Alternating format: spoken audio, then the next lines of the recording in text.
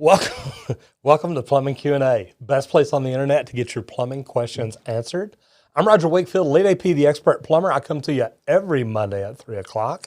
And the neat thing about it is, look, if you've never been here before and you ended up here, you may want to hang around and watch.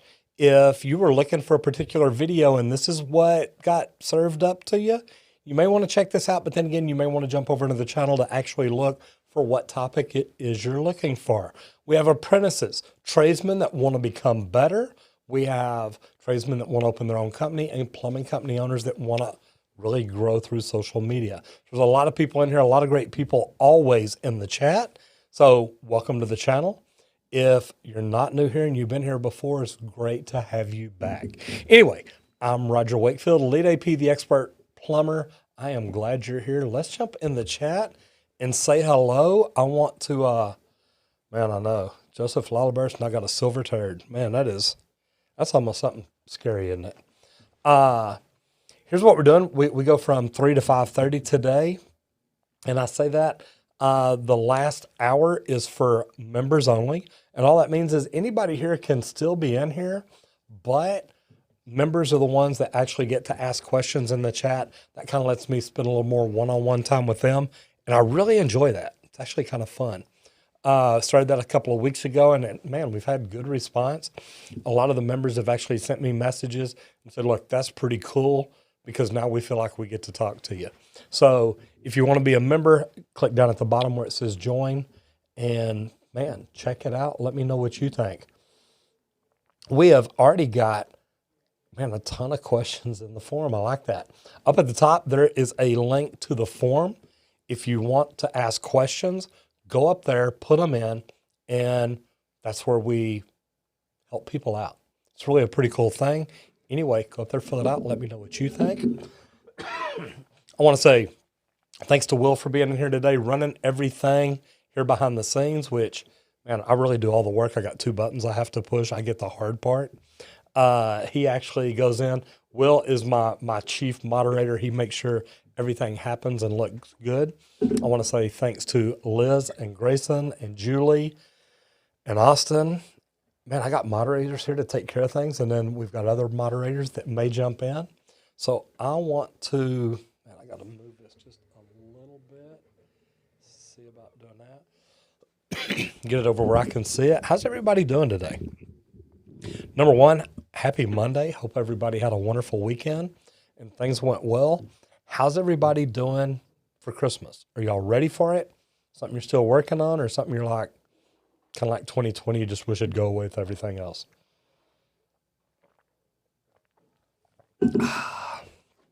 Getting some water. So who's the guy dancing in the videos today? Man, that's a scary thing, isn't it?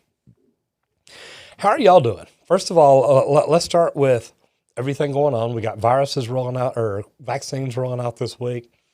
Viruses have already been rolling out. The things I put in there today that I really want to talk about today are the Texas State Board of Plumbing Examiner, the plumbing license, and the union. And we put up a video today. It's one I'd been asked for a long time to do, so I did. And man, it's actually getting a lot of feedback. So anyway, if y'all have got questions you want me to answer, do me a favor, go into the forum, ask your question. It'll ask you some stuff there. I'm really interested in talking about the Texas State Board of Plumbing Examiners. The reason being is that Governor Abbott actually filled the board seats, and we can look that up and see if anybody knows any of these people. Bad thing is I've been plumbing here in Texas for 40 years. I don't know any of them. There's a couple of the names that I've heard, and if somebody'd say, well, that's who this is, I'd probably figure it out. But, man, let's talk about that. Let's talk about the plumbing license, and then I do get a lot of people in here that are in the union. Anybody who wants to talk about the union, I'm happy to do that too. We put up a video today about that, and man, it's really blowing up. But the thing is, look, I like the union. I think that the union is great for employees, but man, as a general contractor, it's kind of tough. So I'm going to jump over in the chat real quick. I see we got Editor Grayson in here already, and Liz. I love that. How are y'all doing today? I know everybody got the silver turds. That's actually pretty cool. And there's been a couple of messages about that today. Yeah, my turd is a new color. Isn't that a scary thing? Grayson's is still turd brown. We'll have to work on that. So, sorry, cut out earlier on Union. Got a lot of YouTube. Don't know what all that means. I didn't know anybody cut out. I got out of the Union, but there were reasons. Mr. Joe Everest is apparently in the house. I gotta love that. And I know, and I go black, trying to go dark on it. So let me see. Got a lot of people in the chat today. A lot of action going on. That is so cool. So I'll tell you what I'm gonna do. I'm gonna jump over into the forum. Guys, here's what I'll tell you is if you've got questions, drop them in the forum. That's where we answer questions for plumbers, for people wanting to get into the trades, any of the trades. Because it literally asks, are you in plumbing, electrical, HVAC, roofing, drywall, laborer? I'm not sure what trade I'm in, or no, I'm still in school. And believe it or not, right now, most of our stuff is no, I'm still in school, which is actually cool because I do have a lot of people that come in here that want to get into the trades and they don't know what to do. And we talk about that a lot. I've got the free mini course, and I actually put it together for plumbers, but literally we've got people that are like, hey, look, Roger, I was thinking about being an electrician, but I watched your mini course and it helped answer so many questions for me. So whether you're a plumber, roofer, electrician, HVAC tech, glazer, it really doesn't matter. There's information over there that can help you figure out what kind of career you may want. And man, I highly recommend it to everybody. So I'm going to jump over here into the responses. And I don't know if this will be number one. It looks like number one. All right, so this one is from Ryan Reed. Any stories or experience in commercial laundry? You know, the neatest experience that I've got in commercial laundry is that's the first time I learned to run steam. And putting in steam traps and running the piping a certain way, there's a lot to it. I've never myself gone in and remodeled a commercial laundry or anything like that, but going in and getting to pipe in a commercial laundry, and what it was, and I say commercial laundry, it was the Four Seasons Resort in Austin, the one there on Town Lake. And I got to plumb that laundry room in, and like it was many, many years ago, but man, it was a lot of fun. It was actually really, really cool. So that's the only thing that I got. And my question, Unit and Ryan, is why do you ask? Have you worked in a commercial laundry, or do you have a particular question about one? Andrew says, any advice for a teenager planning on becoming a plumber? Man, I've got a lot of it, Andrew, and that's really a great question because I have a lot of people that get in here that really, that they want to get into the trades, and I'm going to say the trades, they come to me for plumbing, but the answers that I give them help them in all the trades. And what I mean by that is we've got a free mini course, and I think if you just go over to my normal YouTube channel, the top right corner, there's a link to it. And literally what it is, it's just, there's 6 or 8 videos that ask you, do you want to do commercial or residential? And it kind of explains both sides of it. Then it asks you if you want to do new construction or service.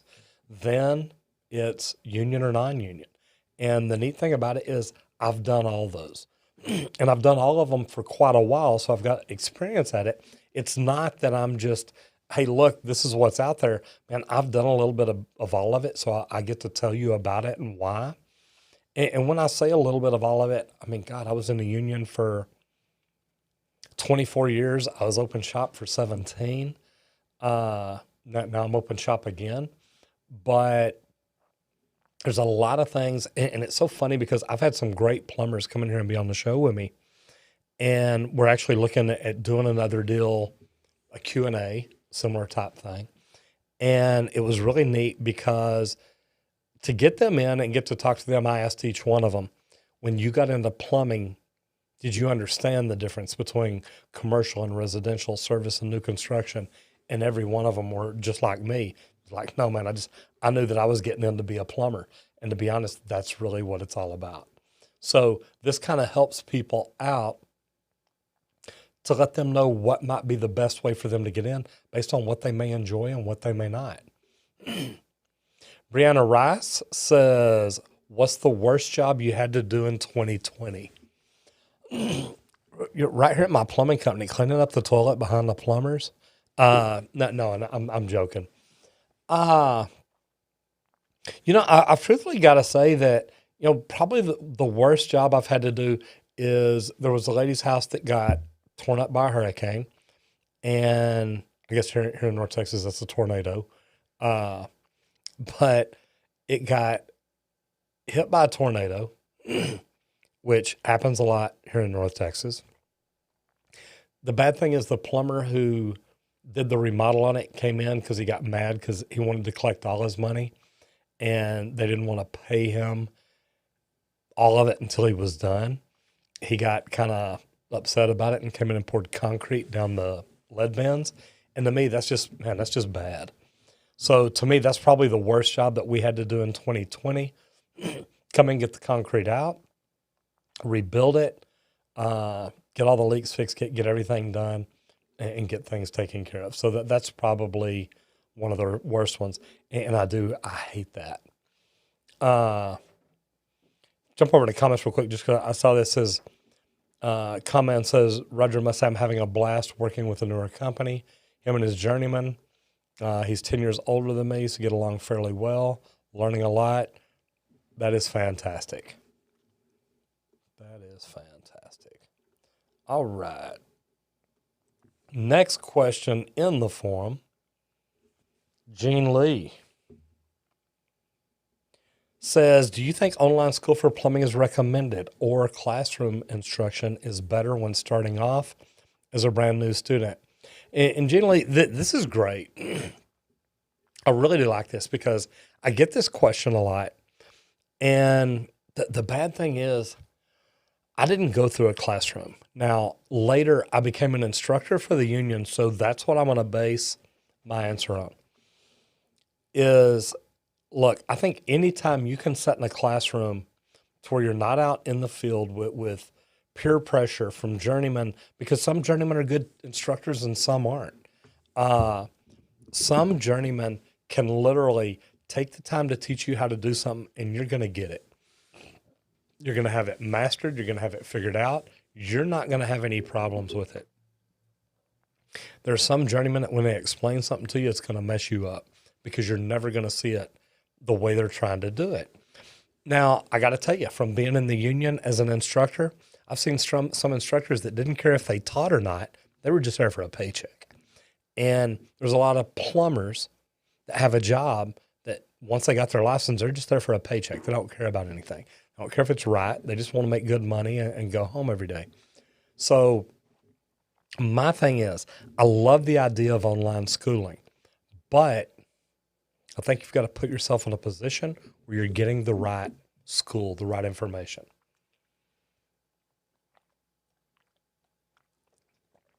Sorry about that. Man, something went down my pipes funny at lunch today, and Julie laughed at me because, man, I started coughing. It's like, oh, my gosh. But I just kept coughing and kept coughing and kept coughing. And, man, I hadn't got my throat cleared out yet. But I'm still working on it. So, Jean Lee, I hope that helps you because I know that there's a lot of schools, and somebody sent me a message the other day and actually a link to the school they're taking. And I looked through the syllabus and it's like, well, okay, they're covering such a broad range. But most of these schools, too, teach new construction. I'm actually looking at the idea of putting together a complete plumber's course. We've started putting together a basic course, and I think when you go through the mini course, it tells you a little bit about it. God, and I've actually I've probably had 10 or 20 people sign up in the last 6 months or so. Uh, right now we're doing the very basics of plumbing. We've started putting it out there, and I like that because look, I'm a real plumber. I'm a plumber that wants to teach people how to do things right. So I see it a different way than a lot of instructors do. Uh, Gina, I hope that you find something you like. I would say I love the idea of the formal training, whether it's video, whether it's classroom, whatever it is. I like that idea if you've got the right instructors showing you the right way. And to me, that's probably the biggest part because I know so many of them out there that just really don't care. So I've got Javier Huereca. Hope I said that name right. Your toilet is having a kind of sewer smell. What can I do? Flush it? No, I'm joking. A lot of times, toilets, if you've got the rim that when you flush it, the rim fills up and water comes down, through holes in the bottom. A lot of times, those holes, it can get mold, mildew, and bacteria, stuff like that, built up inside of that rim. There's some different things you can do. I like taking like a turkey baster syringe, take some gel type dish like Cascade or something, put it in the syringe and squirt it up inside there where it's thick enough that it'll stay. And normally what'll happen, that'll help clean and kill that mold, mildew, and bacteria. And that's normally what gets up in there and starts stinking. So all I'm saying is, man, good luck. That will normally take care of it. If not, Javier, man, there may be a toilet there that you just need to replace. And I don't remember what brand, but man, there used to be one here in North Texas that every time people called, it was like, yeah, I already know what your problem is. And, Rafe Marshall's got over here wax seal. Yeah, if it's around the outside of the toilet, not the inside of the bowl, it could just be a wax ring and you're getting sewer gas up. And, those are easy to detect by doing a smoke test on a house. Because if you've got smoke coming out under it, it'll definitely mess it up. So, guys, if you have any questions or comment, I'm going to remind you up at the top, there's a link to the form. Jump over there, go over there and fill it out. Remember, we've got a ton of questions already, and they keep coming in. That's a good thing. Man, we've been getting pretty good about getting through all of them. So what I'll tell you is just keep, man, anytime you got questions, go in there and put them in. Keep on here, stay on here. We get around to it pretty quick. And ooh, I like that. Julie Wakefield says, you look good in a black shirt. That's my boss. I have to impress her. So pretty neat.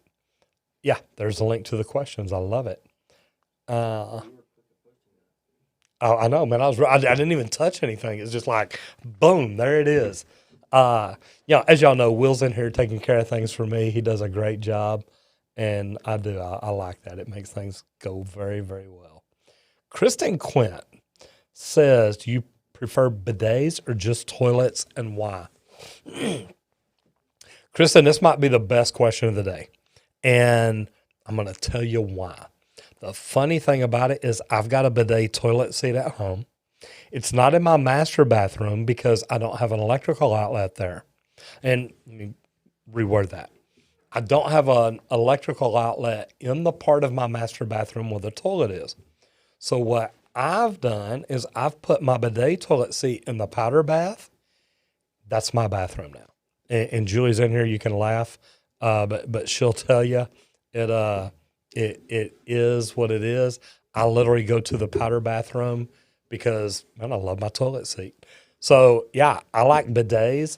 Here in the United States, we didn't plumb for bidets, so it's not always set up like that. Good thing I'll tell you, though, is there's a lot of brands. Right now, I mean, I've got 3 that I need to install and try to play with. I've got a Toto bidet toilet seat. I've got a Kohler bidet toilet seat and the New American Standard bidet toilet seat. And, man, I need to install all of them and play with them just to make it happen. Will says, go me. How are you coming in? How's Will and Roger both coming at the same time? And you are good, Will. Magic. I know. You are all over it. All right. Did that take me to the next one? No, it did not. So I'll come right back up here. Aha, now I see what I did. Justin Thompson said, what is the point in having a P-trap when it leads to a vent? This is really a good question. This is a great technical question because your P-trap is under your lavatory and your vent goes straight up out the roof. And man, now I wish I had a whiteboard in here. But literally, that's what we need to do, Will. We need to get an iPad in here where we can plug in where I've got a whiteboard. Here's the neat thing about it. And Justin, this is a good question. Your P-trap keeps those sewer gases from coming up and out and through your sink. If you just 90'd back, instead of having a P-trap and you 90'd back and it went down the drain, and I understand your point, and that's why it's so cool. The sewer gases can come up and can go out the roof, but they could also come over through that sink and up. With the P-trap there, you're putting a breaker in there. You're putting a stop, something to keep the sewer gas from coming up, to keep the atmospheric vent to where it does go out the roof. That way, 100% of that smell should go out the vent instead of coming in your sink. So, man, I do like that. And you notice somebody put in there earlier about the bowl wax under the toilet on the one about the sewer smell in the bathroom. Even a toilet's vented. And when that bowl wax is bad, you can smell sewer gases in there. So even after you flush. So, the neat thing about it is that vent needs to be there, that P-trap needs to be there. It all works together, and man, it makes it work. Okay, so Frog 2701, and I just happened to see this. So if you were to shove 3 pounds of shredded cheese down the toilet, will it clog? And it depends on how good it's shredded, how big of shreds there are. Does it get sticky and do all that? Also, why are you doing that? I don't know. I just saw. I know. Why is he doing that? Well, and it's funny. There used to be a high efficiency toilet advertised to plumbers, and the way that they advertised it, they would flush a 1 pound potato down the toilet. And my thing is always like, look, if you're dropping a turd in there big enough that it's as big as a 1 pound tater, you got bigger problems than will it go down the toilet. And I see we have talking about 1 pound turds. Hello. Hello, Juliet Miranda. How are you this evening? I just looked down, saw her name and started laughing. The crazy thing is, man, people flush anything and everything down the toilet. So it can get kind of crazy. Trace Jones says, what job took you the longest to complete? Man, I've remodeled DFW Airport. I've remodeled Republic Tower in downtown Dallas. I worked out at Texas Instruments because it was like a forever remodel. So a bunch of big jobs like that. I love being on big jobs, being a commercial plumber, watching things completely change and grow and evolve. But then again, I really love just walking in and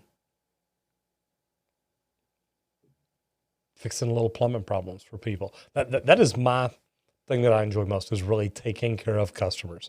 So I love that.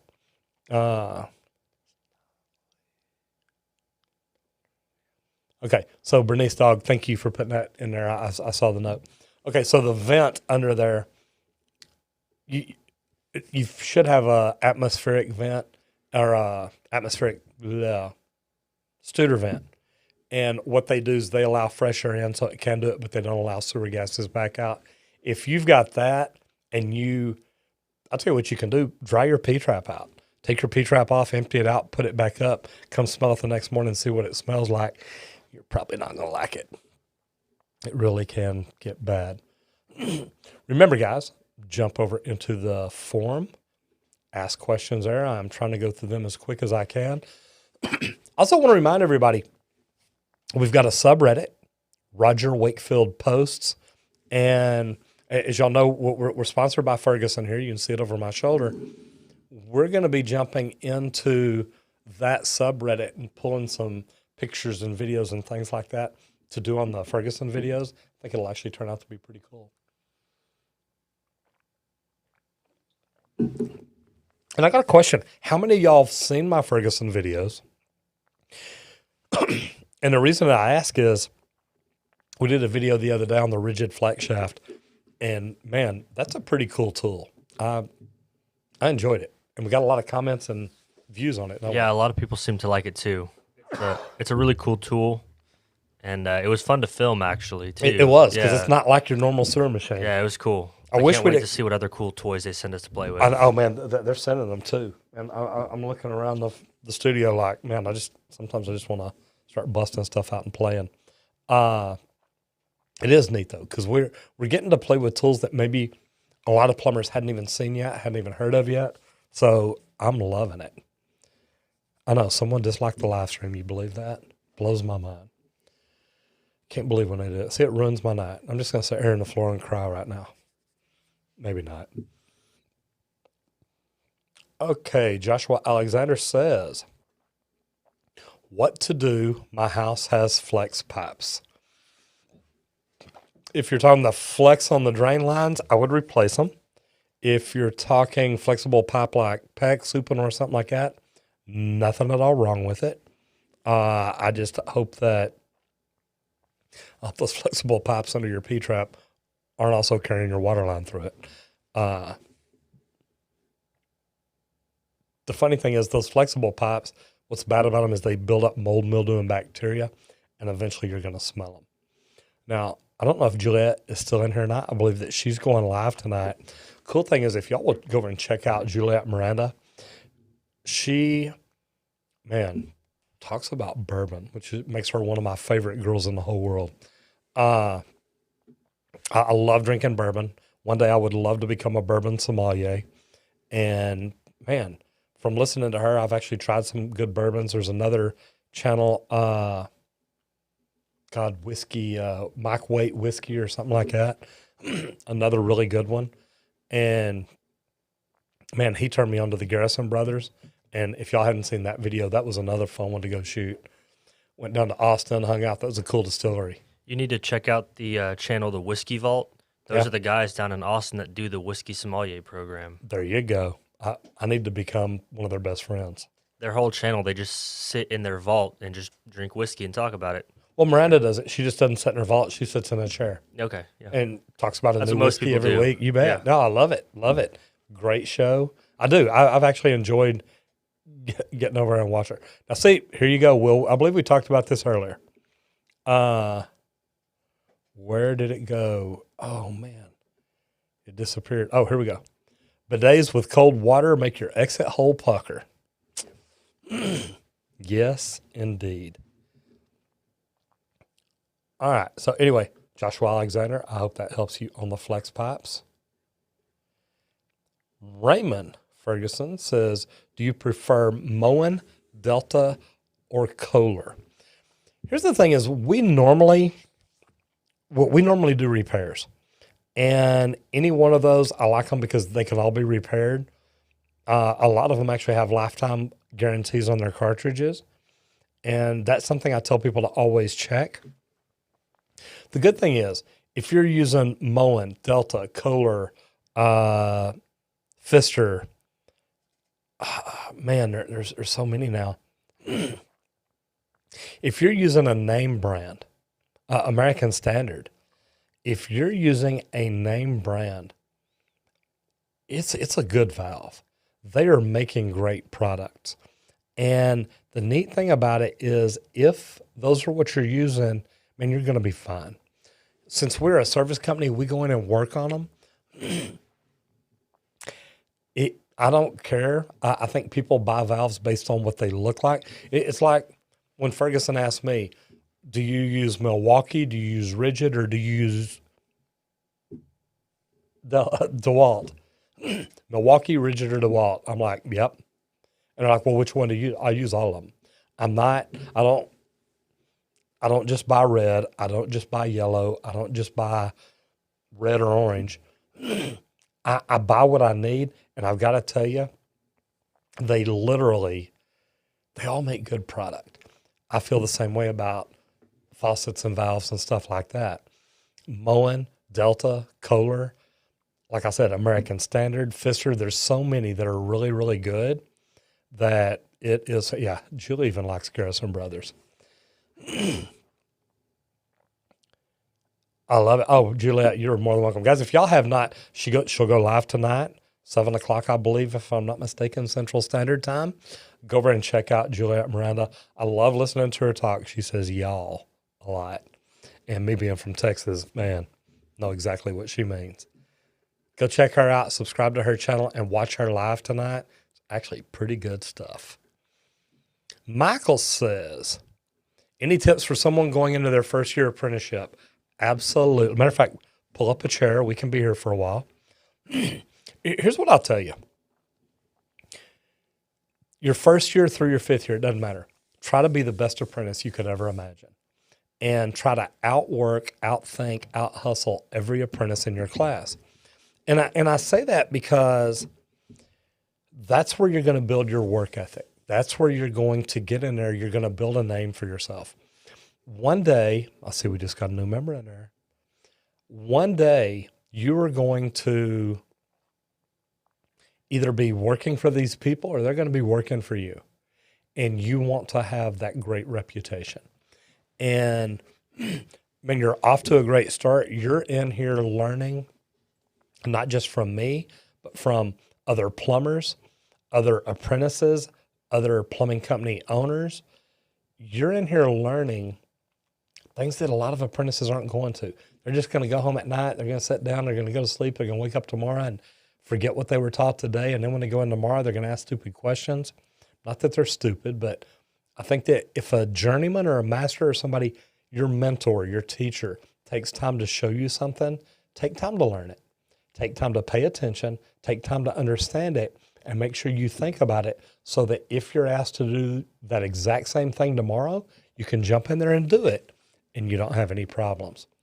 That will build you a reputation that you're going to be proud of, that every journeyman you ever work with is going to be like, hey, man, I'll take that guy any day. And then when you're a journeyman, they're going to be like, man, you are one of the best apprentices because, and that's a reputation that you want to have. So I like that. And if you do that for all the way through your apprentice training program, man, you're never going to be looking for a job.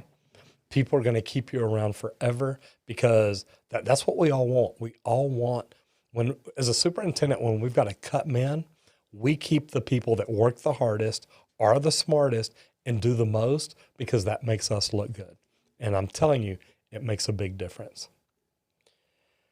Matthew McDonough. I'm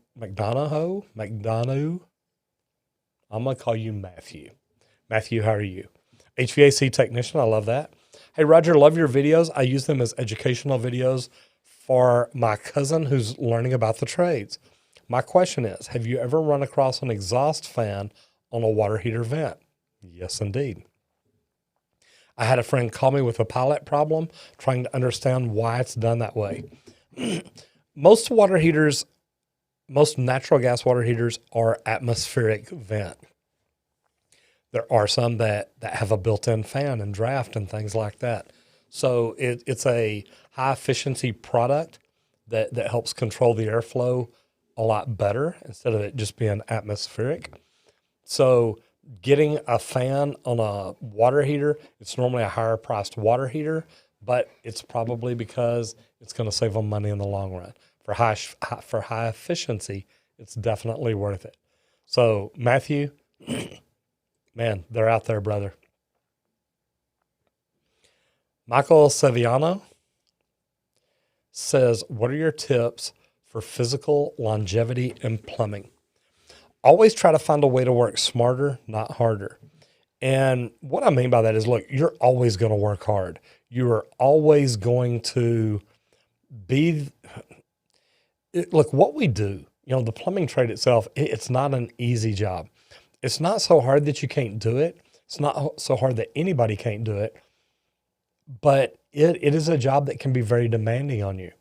When I was younger, and I mean, we had roustabouts, we had different tools, but still, I was a beast. I would throw cast iron pipe on my shoulder, climb a ladder with it, slide it in a hanger. Nowadays, I'd be like, get me a roustabout. We're going to rig this up. We're going to lift it. We're going to slide it into position. Don't put the strain on your body. And I know little things like that sound crazy, but even things like, nowadays, whenever I lay up under a cabinet, it'll hurt my back if I'm in a bad spot for too long. And I know that we've got this, they call it a plumber's buddy. It's a little beveled pillow that lays down on the floor and ramps up. Remember first time I tried it, I thought, man, I wish I'd have had this years ago. It may sound funny, but I'm telling you, little things like that put your body in a bad spot can definitely be tough. Did you pull the member up over here a while ago? First of all, I want to say thank you to Marge Wallace. Marge, thank you very much. Good to have you in here. Glad that you are now a tuber turd. And Dion Potgeister, how we doing? Good to have you back in here as always. Hi there from South Africa. I love it. Have you found plumbing where people use the PTFE tape on compression fittings? Some people don't know, to pull the pipe back. Here's the thing. You're right.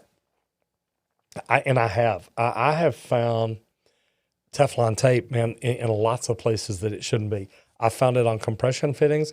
I've also found it on flare nuts. They put it on the flare itself and tighten it down. I'm like, guys, look, if y'all did this right, you don't need all that. So, Mr. Potgeister, actually, yeah, I have. And that's a good one because that's something that should never be. Back to Marge Wallace. Marge, welcome to being a tuber turd. Are you in plumbing, wanting to get in plumbing? Where you at? Give me a shout. Let me know. Oh, there we go. Just started Apprentice a couple of months ago and discovered your channel at the advice of my journeyman. Glad to be here. Marge, that's fantastic. Thank you so much. Tell me this. Where are you located? Where'd you start your apprentice at? Are you doing residential, commercial, service, or new construction? Just because I'm curious. So, Michael, I hope that answered your deal about the longevity in plumbing. There's a lot of things you can do, but rule number one is take care of you. And it's not just at the job.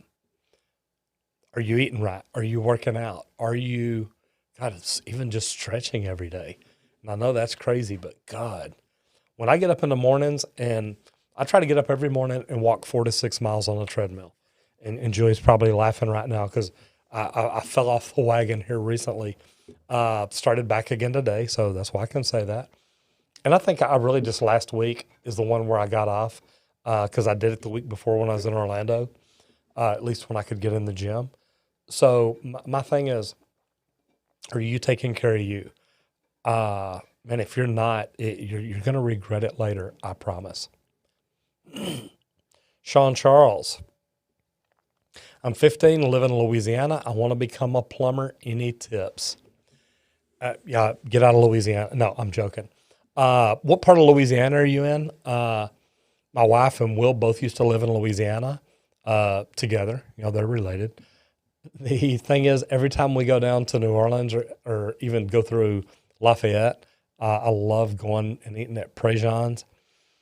It's nice down there. I love it. Here's what I would tell you is do the things that I was talking about earlier. Get in here and watch these videos, learn everything you can, and start out. I've got a free mini course. Whenever you get out of this video, go to the top right corner of my YouTube channel, and it talks about it. Find out what kind of plumber you want to be first. I think that helps people more than anything. And I've got a ton of videos about how to get into the trades, how to find out what kind of tradesperson you want to be, how to get a job, how to get into a training program, a lot of different videos. And I really do try to help it get better for everybody. So lots of questions in the forum, guys. Please remember, if you want your questions answered tonight, please jump over into the forum, fill it out real quick. And that's where we're trying to get to answering all the questions. Every now and then I'll see a comment or something come up in the chat. I don't spend a lot of time in it, but I do get to see it every now and then. question from Y Fang says a leak company found a crack in the kitchen sink pipe to the main sewage line. Do I need to pay thousands of dollars to fix it or just ignore it for now? Man, that's a tough question. And the reason I say that is if it's in the rise, you might get by without fixing it for a while. But remember, any of those leaks can lead to a slab leak. Lead to foundation problems. If water can come out of it, it can saturate the ground and get it wet, and that can lead to foundation problems. Depending on how the house is laid up, it may not cost thousands, and actually, it will. Even if you chip up, even if the plumbing company chips up just on the other side of the wall and can go in there and fix it, you're still going to be looking at $2,000 or $3,000, depending on how far it is from a side tunnel or from the side of the house. With the tunnel and the access and stuff, it's going to be at least $5,000. So you can ignore it for a little while, but don't ignore it for too long. What I would do is contact the plumbing company that you're dealing with, ask them if they have a company that does any financing, meaning when we've got jobs that are over $2,000 or $3,000, we can always offer our customers the ability to use Wells Fargo or whoever that we're using and let them finance their project. And sometimes, I think our Wells Fargo package has 6 months interest free. So say it's a $3,000 job, it's a lot easier for people to pay $500 a month and pay cash because our 6 months is an interest free deal. And if they can go in and do that, that does help a lot. But there's also the 24 months with some interest, and then the 7 years where they want your firstborn child and a ton of interest on top of it. So different ways to look at it. But yeah, it's not something you want to ignore for long. It's something you may be able to put off if they've done the isolation and can tell you exactly where it is. Hey, I got a follow-up from Marge. I love it. I'll send it over. Love it. Located in New York City. Perfect. Central New York. I said New York City. Sorry about that. Not right. Central New York, and doing mostly residential service calls.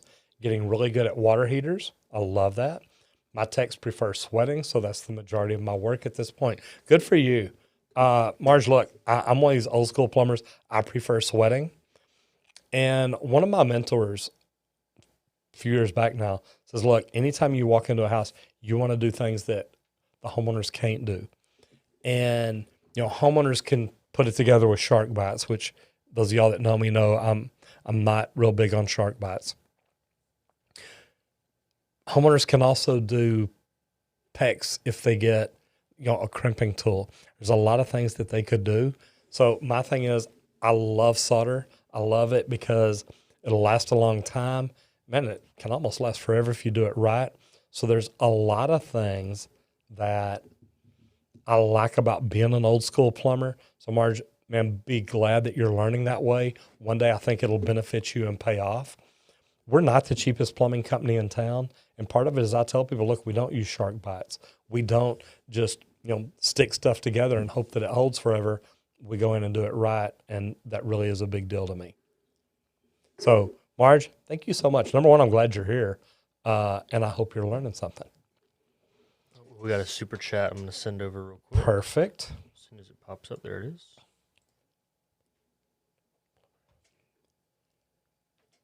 Jump over here. Vadim Russia, thank you very much for the super chat. I'm from Russia.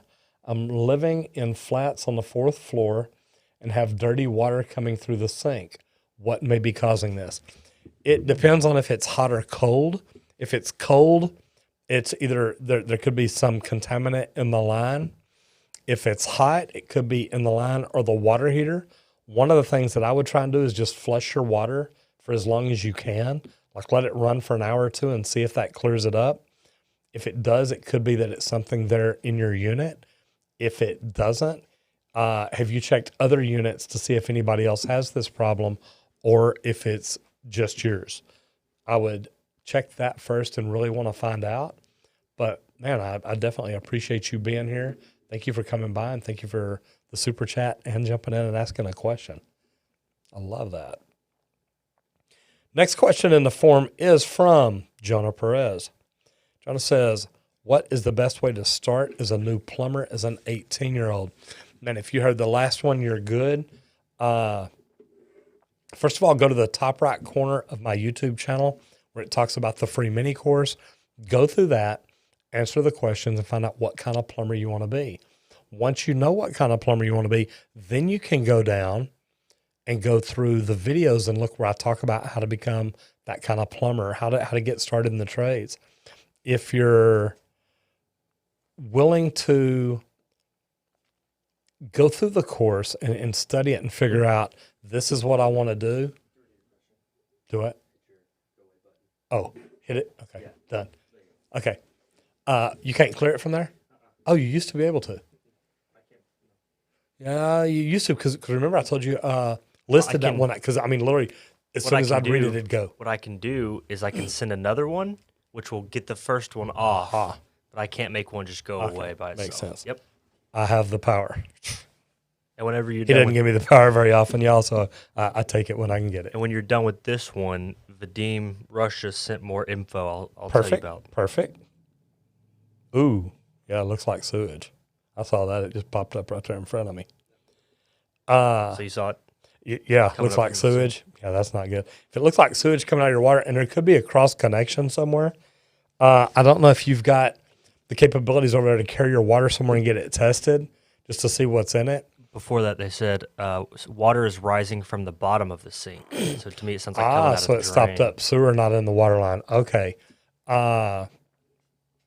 Yeah, you might try. And I know that we've got a video about how to clean out your P-trap to help that drain. But if water's coming up, that means it's coming in there from somewhere else. Taking apart your P-trap is probably not going to help it. Matter of fact, it would probably end up creating quite a mess because that water is going to be coming from somewhere. And if you take apart your P-trap, that's going to be the lowest point, and it's going to drain faster there than anywhere else. So I wouldn't try that.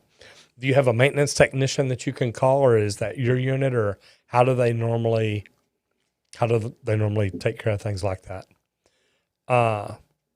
Back to Jonah. Jonah, what I was talking about is go to the top right corner, go through the mini course just to look and see what kind of plumber you want to be. And when I say plumber, guys, it doesn't have to be a plumber, electrician, roofer, HVAC. Is it commercial? Is it residential? Is it service? Is it new construction? And figure that part out first, because you'd be surprised how many of us old school plumbers just knew we were getting into plumbing. We didn't know what else we were going to do. And dang sure didn't know that there were options. Got a super chat. I'll send over to you. I saw that pop up in bright orange. I like that. Reese Combs, thank you very much. Roger, have 2 plumbers in our residential service plumbing department. You're an HVAC manager and been riding with the plumbers to understand their day-to-day. Have plenty of leads, but not much growth. What drives a plumbing company financially? Reese, that's really cool because to me, and this is part of what I teach in a social media course and a training course I do. But here's the thing is, literally, you want to build relations with your community. So one of the first things I'll tell you, and Reese, I'm not sure where you're located, but I would literally get out and get started. And I mean, I did this for my company. Literally got out and got started networking, building relationships with people in my community. I started at the Chamber of Commerce. I started at a weekly networking event, and I started at a monthly happy hour event and several of those. And what that did is that got me out. I was trying to get in front of 200 to 400 people a week, meet people, talk to people. It's funny, I'd always wear a shirt that said Texas Green Plumbing. And people come up and be like, oh my God, you're a plumber. It's like, no, I'm a drug dealer. I just wear this shirt because the police leave me alone. And, they'd start laughing. But to be honest, man, we'd stand there and talk plumbing. They'd want to tell me their problems or a problem they've had in the past or anything like that. And, man, you start building those relationships. That will help you grow your HVAC business and your plumbing business. And, man, it's a great way to do it. It really is. So all I'll tell you, Reese, is good luck. I hope that helps. I actually spoke at a roofing conference week before last. There are about 600 people there. And I mean, I was telling all of them, anybody who'd listen, look, get out and network. You can actually start making your phone ring right now, tonight, if you can get out and start networking. And it does. It happens that quick. Gone there. Back over into the forum, everybody. Jack Carlton says, what is the worst PVC pipe on the market? You know, and I don't know that there is a best and a worst unless you start getting under Schedule 40. You get down to SDR or something like that. You get into ABS. There's, here in Texas, we use PVC. We don't do a lot with ABS, but I have seen it installed before, and it blows my mind when I find it because, my whole thing is, man, I didn't even know we could use ABS by code. Here in North Texas, we always use PVC, and it's just, man, it's what everybody uses. I saw a comment in here just a second ago, and I wanted to just make note of it because I know that I put that in my note earlier today, and it's in our video. Why did I get out of the union? And I got to tell y'all is look, I love the union. I think as an employee and somebody getting started in the trades, I think the union is great.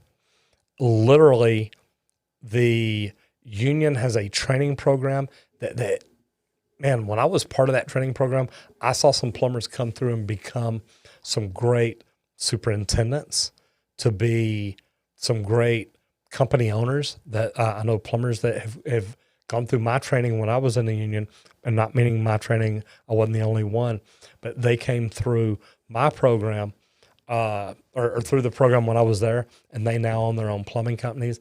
And man, I love that. I see we had Dustin DeWeese jump in here, and Dustin, man, I want to get you in here again pretty soon for a Q&A. Looking forward to it. I know that I've already shouted out to you and said I'd like to do that. I hope that you can make that available. And see, Dustin's one of those, and he was here the night that I had some other plumbers in, and I asked him, what kind of plumber did you want to be when you started? Did you know about residential and commercial construction and service? Did you know about all that? And I believe Justin was just like me, and it's like, man, I just knew that I was getting into plumbing. So it's a crazy world, but good to see you in here, brother. And I'm glad you would. I'm looking forward to it. We may try to do that next month or so. We're talking to Ferguson today, and here in the next month or so, we're going to get that going. So definitely. He says he'd love that. I know. I saw that. I was like, yes. The cool thing is, look, guys, I love sharing other people's information. Dustin, I enjoy talking plumbing with him. I think that he understands it like a lot of younger plumbers don't. So I love getting to talk to him and find out why he does what he does, where he learned it, why he wants to be as good as he wants to be. And taking pride in your work to me is one of the biggest things I talk about, whether I'm talking in my videos, whether I'm talking in my training courses, whatever it is. If you're not trying to be the best, I don't understand why. Because to me, us as tradesmen, and I say tradesmen because it's whether you're a plumber, whether you are an electrician, an HVAC tech, a roofer, a glazer, an elevator technician, it doesn't matter. Man, why don't you want to be the very best? Because, man, I've always wanted to be the best. Even when I got in the union from open shop, I came in wanting to be the very best plumber that I could be, because they looked down on me because I didn't have the union training, which is fine. I showed them, look, I know what I'm doing. I do it better than a lot of y'all. So that never bothered me. But when I started my own company, I wanted to be union. And that was 5 years ago. And I wanted to be union because I wanted to give my employees a pension. I wanted to give them a retirement plan. I wanted to give them insurance that they could be proud of for them and their families. So that's why we stayed union. But when I joined my union, the problem is they promised me a whole lot of things that they would do. They were going to start teaching service. They were going to start doing a lot of things to help service grow. They were talking about Plumber 911. They're talking about so many different things that would have really benefited me. And in about 4.5 years, they didn't do any of it. And in about 4.5 years, I ended up paying the union about $400,000, and I really just didn't get a whole lot out of it. So that's why I got out of the union. It was the best thing for my company. And now that I have, man, it's been good for the company. Now, don't get me wrong. It's not just the fact that I got out of the union, but it's the fact other things that we've done, different training we've looked at, different things that we are implementing in the company to make it a better system for our guys. But at the end of the day, I want the best plumbers. I want to have the best training for my plumbers, and I want to do the best thing for them. And if the union is not going to train the plumbers to do things the way I need it done, it wasn't good for me. And then later that I found out one of my people in the union actually kind of blackballed me at one of the companies I was at. And it was because they wanted to get one of their friends in there, one of their people in there. And I don't believe in that. So I decided, $400,000. Yes. So, the big thing is I literally decided, look, that this is not the best thing for Texas Green Plumbing. It's not the best thing for Roger Wakefield. And Panda Enslavers know this is not pre-recorded. I'm actually here talking. So, the thing about it is, you've got to do, when you decide to open your own company, you got to do what you think's best for you. Now, when I first started it out, I was doing what was best for my employees, or what I thought was. But then once I hired other plumbers and brought them in, they didn't even see the value in that. They're like, look, the insurance isn't that big a deal. I don't want a pension. I want it on my check. And that's good for some people, because some people are going to make right investments, and that's going to always be there. Man, some people, it's kind of scary they don't. Somebody just bought Roger's mustache mask. Now, did that pop up on your chat too? I like that. Yeah, somebody just bought my face cover, and I don't even have one in here to show you, but I'm telling you, I love them. Matter of fact, I don't know if Joe Everest is still in here, but Joe Everest actually sent me a picture with one. I said, man, you look much better now. So that was kind of funny. All right, I'm going to jump back over in the forum for just a little bit. Already got that one there. Man, I got to get busy in the questions. John Smith, what classes should I be taking in high school to have the best plumbing experience? That's a good way to look at it, John. My thought is what I would do if there's any architectural, if there's any design, if there's anything like that, that's good. Some science, some electrical, if there's anything like that. But also just any shop classes. Any shop classes where you can learn to work with tools is good. And then I hate to say it, but it's good to be good in some math. And the math would be like fractions to decimals, conversions back and forth. Learning fractions is good just because of your tape measure. Being able to add, 1.5 inches and 2 5/8 inches, things like that. So that can help you a lot. And don't get me wrong, I know a lot of plumbers that they can't add the fingers on all their hands, and they still are good plumbers. So you don't have to be great at math, but it can help you out a lot. But I think some of the shop classes help a lot and do things like that. Dustin, were there any classes that you took in school that you think helped you out if you're still in here? Just asking, because I always like to get other people's opinions. Next question. Luigi Canova. How much do you make a year? Man, I don't make as much as Justin, or Dustin. I just looked at the J up there.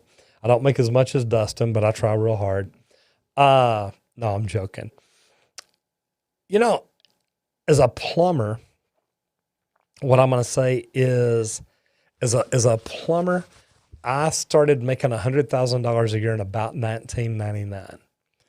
And I was still in the union. I was a superintendent or foreman at the time.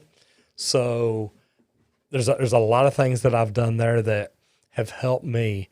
But the neat thing about it is, literally you can make what you want to in this trade. And Dustin, tell me if I'm right there. You can make what you want to. And what I mean is the more you learn, the more knowledge you get, the more value you bring to your company.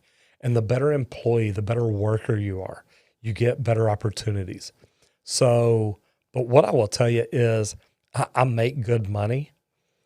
It's getting where I'm starting to make more on social media than I do on plumbing. But the funny thing about it is the neat thing is, look, you, and I'm going to say plumbing, but I mean plumbing, electrical, HVAC, roofing, any of it. The neat thing is you can make whatever you want to make. If you don't like what you make as an apprentice, or you don't like what you make as a journeyman, you can learn more and grow more and bring more value to your company. You become a good salesperson. You can become a person that is extremely knowledgeable in things that other people aren't, maybe tankless water heaters, maybe leak detection, maybe a camera specialist. I mean, there's a lot of different things that you can learn to do that can help you earn more money for you. So how much do you make a year? I know plumbers that make $100,000 a year. I know plumbers that make $500,000 a year. I know plumbers that make $50,000 a year. So it's whatever you want to do, but it's up to you. And you can't say, oh, well, I don't make that much because they won't pay me that much. Man, bring more value to them. If they won't pay you, somebody else will. I like that one. Next one is Keaton Roberts. I'm in new construction commercial now and really not liking the construction side. What would you say a commercial service plumber's day consists of? I think service would be a lot better for me, residential or commercial. What I tell you is a service plumber is, and I mean, I'm sure you know, but commercial service plumbers, they may go in and unclog lines in restaurants, replace commercial hose bibs, change out commercial water heaters, a lot of things like that. Residential's normally a little smaller, a little quicker. And I got to tell you, I love service. And in my mini course, what I talk about, and it's one way to look at it, Keaton, is in my mini course, I talk about, do you like building things or do you like fixing things? Because to be honest, it takes both. And when you figure that part out, that kind of leads you as to what type you'd rather be. And you just may be at the wrong commercial company, because I've done commercial for years and I love it too. But service is pretty cool because I have a very analytical mind, so I do love fixing things. And if Dustin's still in here too, how many of y'all are from Texas? If you're from Texas, do me a favor and just put Texas or hashtag Texas. The reason being is they have finally filled plumbing board seats. And I wanted to see how many of y'all know any of these plumbers, or do you know any of these plumbers? And the reason I ask is, I know I applied. I know Mary Conger applied. I know Diane Villarreal applied. There were a lot of people applied, but just not a lot of people that, matter of fact, nobody I know that got appointed to the board. So Albino Polar Bear and Dustin DeWeese, Louisville, Ruben Madrano. So we got some people from Texas here. Daniel Lacer, and I'm going to Urutawakawa. Man, I'm sure I messed that up. Mateo Ferreira. So we've got a lot of it. Dustin says he's never heard of any of them either. And Dustin, did you apply to be on the board? And the reason I ask is I know a lot of people that applied.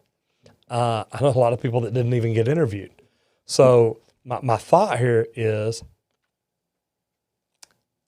did they just appoint people that are going to do and say whatever Governor Abbott wants done and said? Or are these people that their senators, their representatives really went to bat for them and contacted the governor and said, hey, look, we need this person in here to make the board better? And man, I'm just curious because The bad thing is, I think the Texas State Board of Plumbing Examiners is getting better, but I also think that there's a lot of people that I know that really could help make it a lot better. And when we've got people on the board that aren't even doing the things they're supposed to do, that lets me know there's people on the board that don't care. Now, don't get me wrong, I really understand why they wouldn't want me. I'm very vocal. I say what I think, but I also believe in the Texas State Board of Plumbing Examiners is one of the most important agencies in the state. And I would stand up and fight for it and scream and yell for it and whatnot. But if they're going to put just so-so people up there, they're going to do whatever the politicians want. My whole thing is let it go to TDLR, and at least over there, we might be able to get some say-so, even though TDLR is also appointed and ran by the governor. So I may never stand a chance, but at least I do want to try to make it better. And Dustin said it looks like a good old boys club. Yes, it does. Yes, it does. And I already answered that one.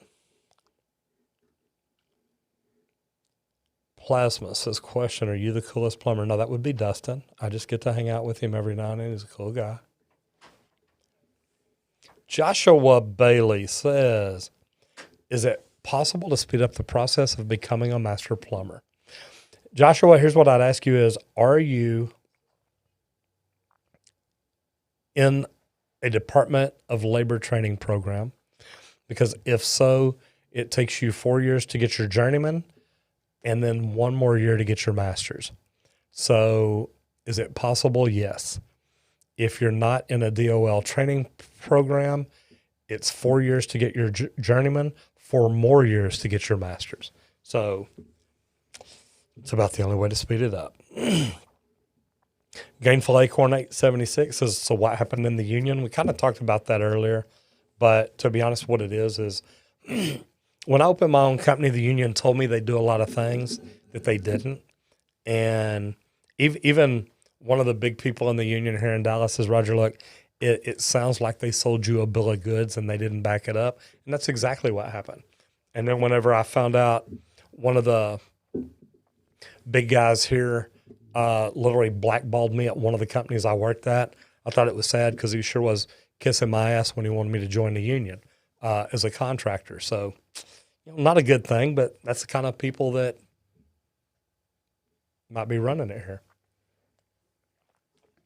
But my thing is, look, I think the union's great for employees, just not when you want to become a contractor and own your own business. It doesn't work very well. So, next question. Faco Muscante. I like this one. What made you decide to start a YouTube channel? I love your content and your wisdom. Thank you, and thank you. Here's the thing. The thing that it really was is I was trying to grow my business, and we had hired the wrong marketing companies. We got jacked over by them. I call it OPM marketing, other people's money, because that's all they wanted. How much more money can you spend, Roger? And I didn't like it. I was spending a ton of money with them, and they weren't even making my phone ring. And I can't compete with the biggest plumbing companies in town. So my whole thing was, what can I do different? And I started doing social media. And the neat thing about it is when I start doing something like this, guys, look, I don't just halfway do it. I started learning from the top YouTubers that I could find in the world that were willing to talk to me and willing to teach me and willing to help me. And it's funny because now the thing is, those same YouTubers are asking me to speak at their events. And I think it's phenomenal because now I'm in the place where I get to help teach other residential service providers. Last week, not this last week, but the week before, I went to Orlando to a conference that had 600 roofers at it, spoke at it, And the host of the event has already called me and says, look, man, I want you to come back next year. My people loved you, so that they learned so much about networking, about social media, about video and SEO. So, man, it's pretty neat, really. Mike V, man, look, here's the thing, guys, and I like Mike V that you put that. Here's my thing. I talk about what I know. And what I mean is the reason I created the free mini course is, look, I've been a residential plumber. I've been a commercial plumber. I've done service. I've done new construction. I've been union. I've been non-union. I've done it all. So when I tell somebody, look, I can talk to you about that from an educated point of view, I mean, I've been there. I've done it for years, and I've got experience at it. It's not like I'm just, pulling that right out of my back pocket and saying, oh, I think you should do this because of this. Man, I've got years of experience at it. And my problem is that I hate the fact that, there are people in the union that will just try to sell you a bill of goods to get you to stay, to get you to recruit members to their union, and that they don't do what they say they'll do. I was in the union for 5 years. I was never listed on their website that I was a union member, that my company was union. I was never listed on MCAA. I was never listed on MSCA. And my thing is, look, what did I pay all that money for? Because you're not even listing me. You're not helping bring me any business. So kind of a bad way to do it. But it is what it is. Lewis Kelly says, hi, Roger. I'm an engineer in the wastewater network operations in Scotland. We have a lot of new developments that incorporate sewage pumping stations, which can cause a lot of issues where there is clearly an area where a gravity sewer could have been installed. My question is, in your area, do you see many problems with pumping stations, and your overall opinion on their installation on networks? Here's what I would tell you, and this is really good, Lewis, because as plumbers, most plumbers don't even ever see a lift station. I have. The thing is, the only problems that we see is, and y'all get it over there too, fatbergs, people, female products, towels, paper towels, anything that they shouldn't be flushing down the toilets. I don't know why they'd be putting them in where a gravity system would have been installed. Unless they don't think that there's enough room to get enough fall. But, and as plumbers, we normally don't deal with that. That normally gets into the utility installer. So, and believe it or not, I used to work for one of them too. The neat thing is that there's so much to learn about the entire system. And I love this because my brother's in IT. And it's funny because when I talk to him about the way a computer works, I'm talking about my computer. And when he hears people talk about the way a computer works, he's thinking the whole IT system. Where does the line come in? How's it upfeed? How's it download? How's it do this? How's it do this? How's the system and the network and everything tie together and interface? So I see it all. The thing is, like I said, I've seen pump stations. I haven't dealt with them enough to give you a good answer on this. But, man, it's the bigger our cities get, the further out we go, we're going to have to do lift stations to get them up to get the sewage where it needs to go. So, man, I completely understand it. We got about 15 minutes before we go to the members-only chat. Man, it is already there. We're flying today. Wow. Yeah, and I got a ton of questions, man. I've got 30, almost 40 more questions in here right now. So I got to get busy. Okay, so we're going to go through the speed round here for a little bit. Keep going through the questions during the members only chat. Yeah, and I can. Yeah. I still want to knock some of them out. That way the members have a chance to get in here and really talk. Sure, absolutely. So what I'll tell y'all guys, I'm going to try to go through some questions here pretty quick. I'll pull it up, literally just read the name, the question, and an answer. What Will was talking about is here at 4:30 Central Standard Time, we go to members only chat. And what that is, There's a link down under the video here somewhere to join if you want to become a member. It gives you an opportunity to come in, ask your questions, spend a little more one-on-one time, talk to people, and do things like that. So let's go through some questions real quick just to see what we can come up with. Isaiah said, I've been doing plumbing for 3.5 years. I've worked with 3 plumbers. I keep having problems and keep getting into fight. What should I do? What I would tell you is, Isaiah, number one, remember those plumbers are your mentor, your teacher.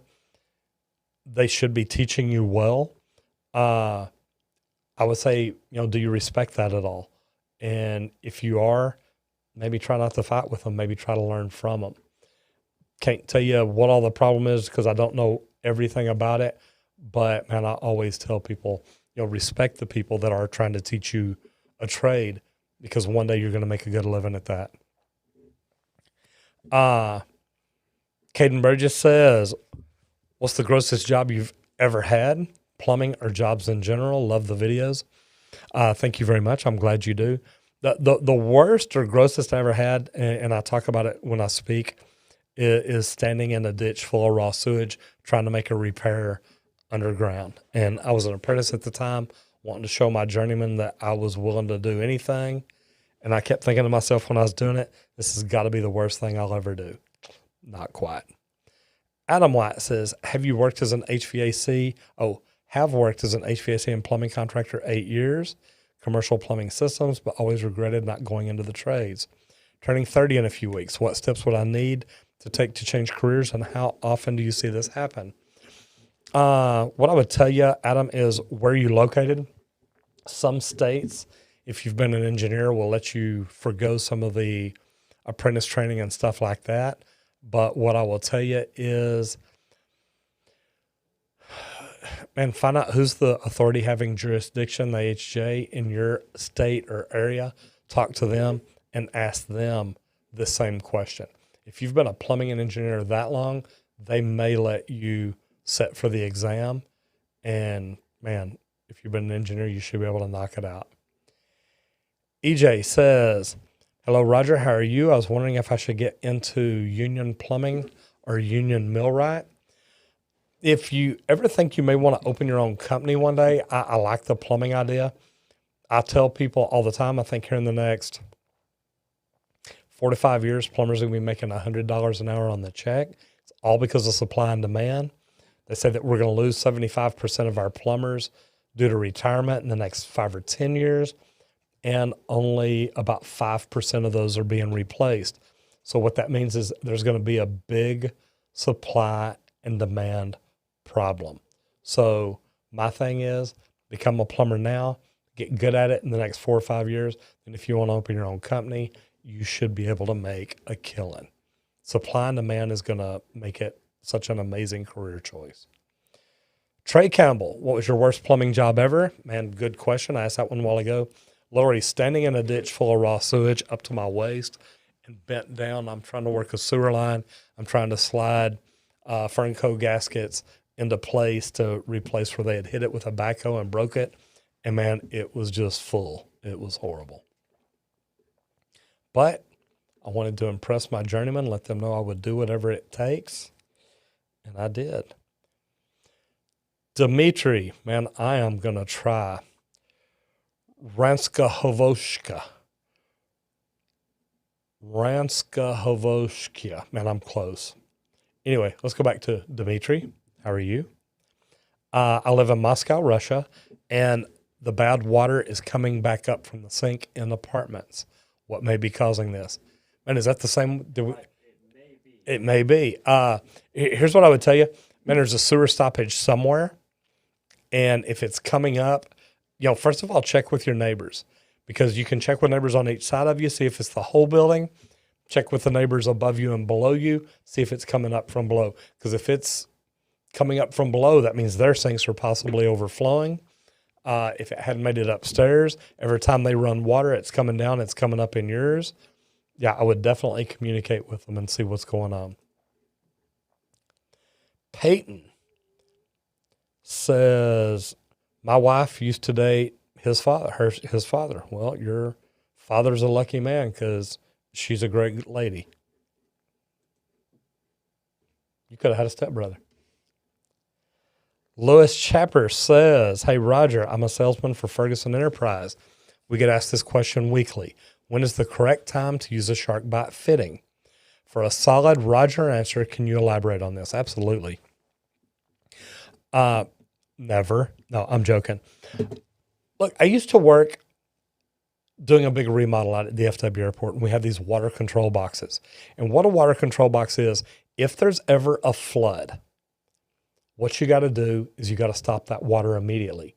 And that is where the shark bite caps come in handy. It's something you can stick on, drive on, take a sledgehammer to it, whatever it is.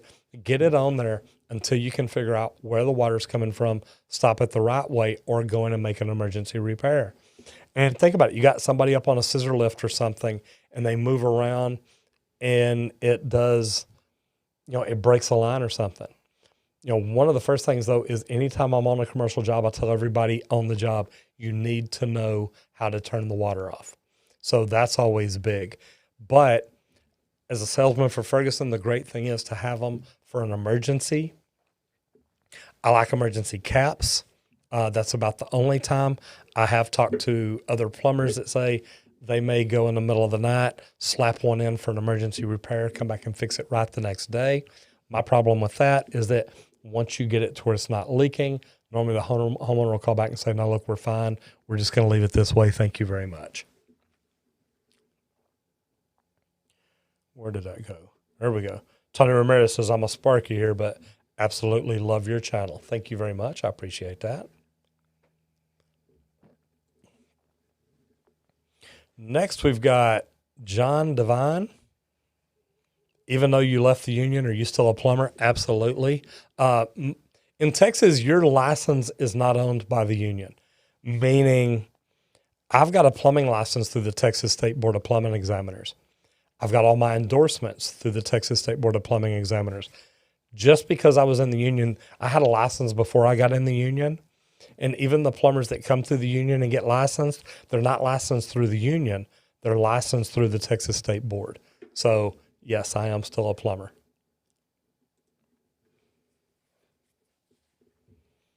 Daniel Murphy. What is a lavatory? Is it like the sink or the pipes under it? That's actually, the lavatory is the sink. Plumbers call sinks lavatories and toilets water closets. Just so you know.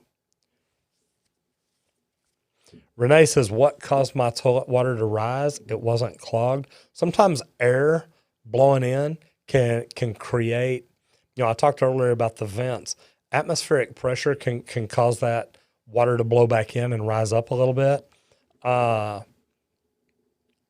Normally if there's a slow drain in it, that can cause it to rise. There's different things like that.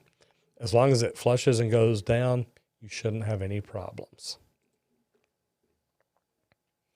Fabian Standifer. Hello, been enjoying your videos lately. I served in the Marines and honorably discharged 3 years ago. Number one, thank you for your service. We appreciate that. I've been interested in getting into a trade of some sorts, contacted your local plumbing unit, which is in Waco, for apprenticeship. Could I apprenticeship out of the union or use my GI Bill for trade school? God bless and thank you. Well, God bless you and thank you for your service. What I will tell you is, Fabian, I had an apprentice here that actually used his GI Bill to supplement his income. So yes, you can do that. I've talked to the people at the union in Waco before. I don't remember who they are now, but man, they seemed like some good guys back then. I would try and contact them. And the only reason being is if you've got your GI Bill, it'll supplement your income for the first year or two. And it really does make a big difference.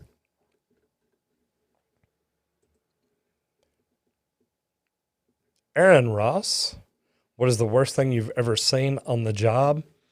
Pulled like a dead bird or dead squirrel out of a drain line, running a sewer machine.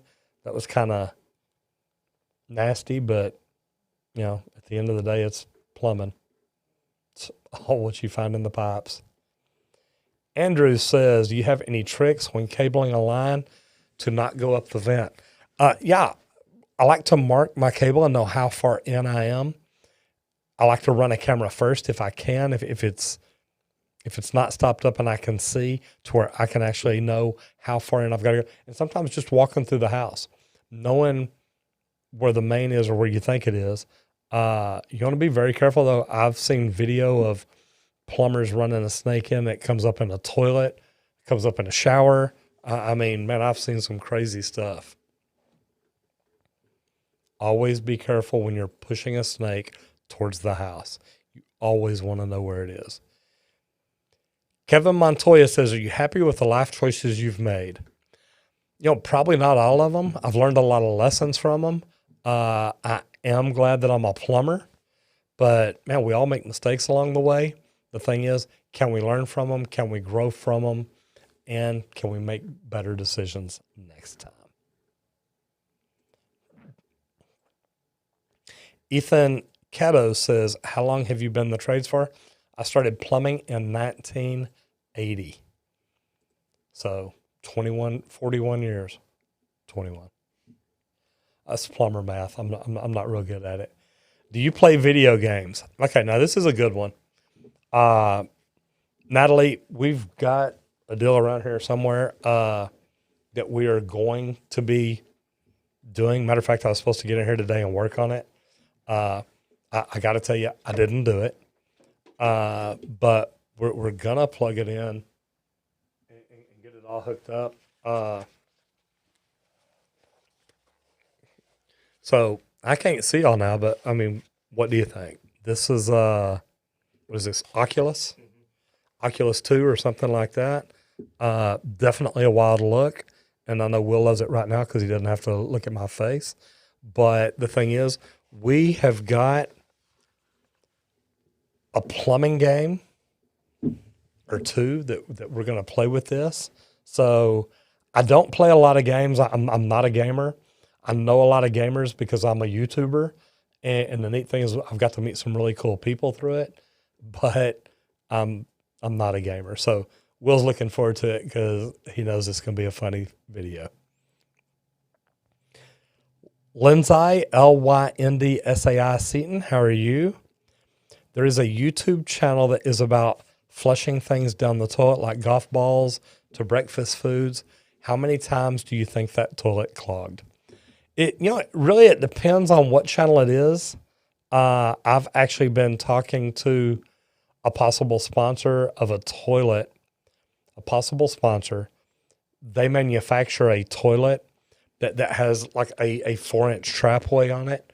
And Will and I were talking about it earlier about another possible sponsor that has a toilet, and they were flushing a 1-pound potato down the drain.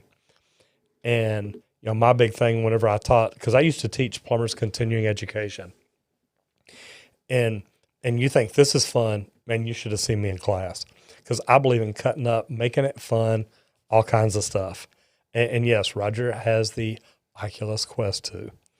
So the neat thing about it though is, man, when I start getting in class and cutting up and having fun, it's fun. But my question at that point was always, but guys, look, if you drop something in the toilet that's as big as a 1-pound potato, you got bigger problems than will it go down the drain. So I'm going to tell you again real quick here in just a minute. Will's going to hit a switch and it is going to go to members only chat. I'm going to keep answering questions in the forum, try to get through all them. I've still got a long way to go, but I'm getting caught up on it. So if y'all have any more questions and you want to, all you've got to do is go down there and join, become a member. You'll get a cool little logo. You get all kinds of cool things. And I think in about 1 minute that kicks over. So don't get about 1 second. Oh, about 1 second. So, done. Okay, it's done. So guys, if you can't comment now, sorry about that. The forum is still open for questions. So if you want to, you can jump over there. But this is where, see, there we go. See, Bart, first one. Will it flush? We've got some videos that we're talking about and working on and things like that. But will it flush? That's gonna be a fun one because we're gonna be doing it a little bit different. We've got some ideas. So Lindsay, I hope that helped. If you do get back in the forum, or if you're a member, leave me a question or go in there and tell me what channel it was that you were talking about, just in case. Shay O'Hara says, things you wish you did differently as an apprentice. Man, that's a really good one. As an apprentice, I wish that social media would have been around. I wish that I'd have been smart enough to buy books and study. I just literally, I was fixing to show that too. Will's quicker than me at this, y'all. That's why I will never play the video games with him. I'm going to play on my own, and he can tell me what score he did, and I'll say, yeah, I wasn't there, I didn't see it. So the neat thing is, literally, I wish that we'd have had social media. I wish we'd have had video, and I wish I'd have gone to the library or bought books, because I'm one of these, I'm a very educational plumber. I want to learn. I want to see it. I want to get better at it. I want to do things like that.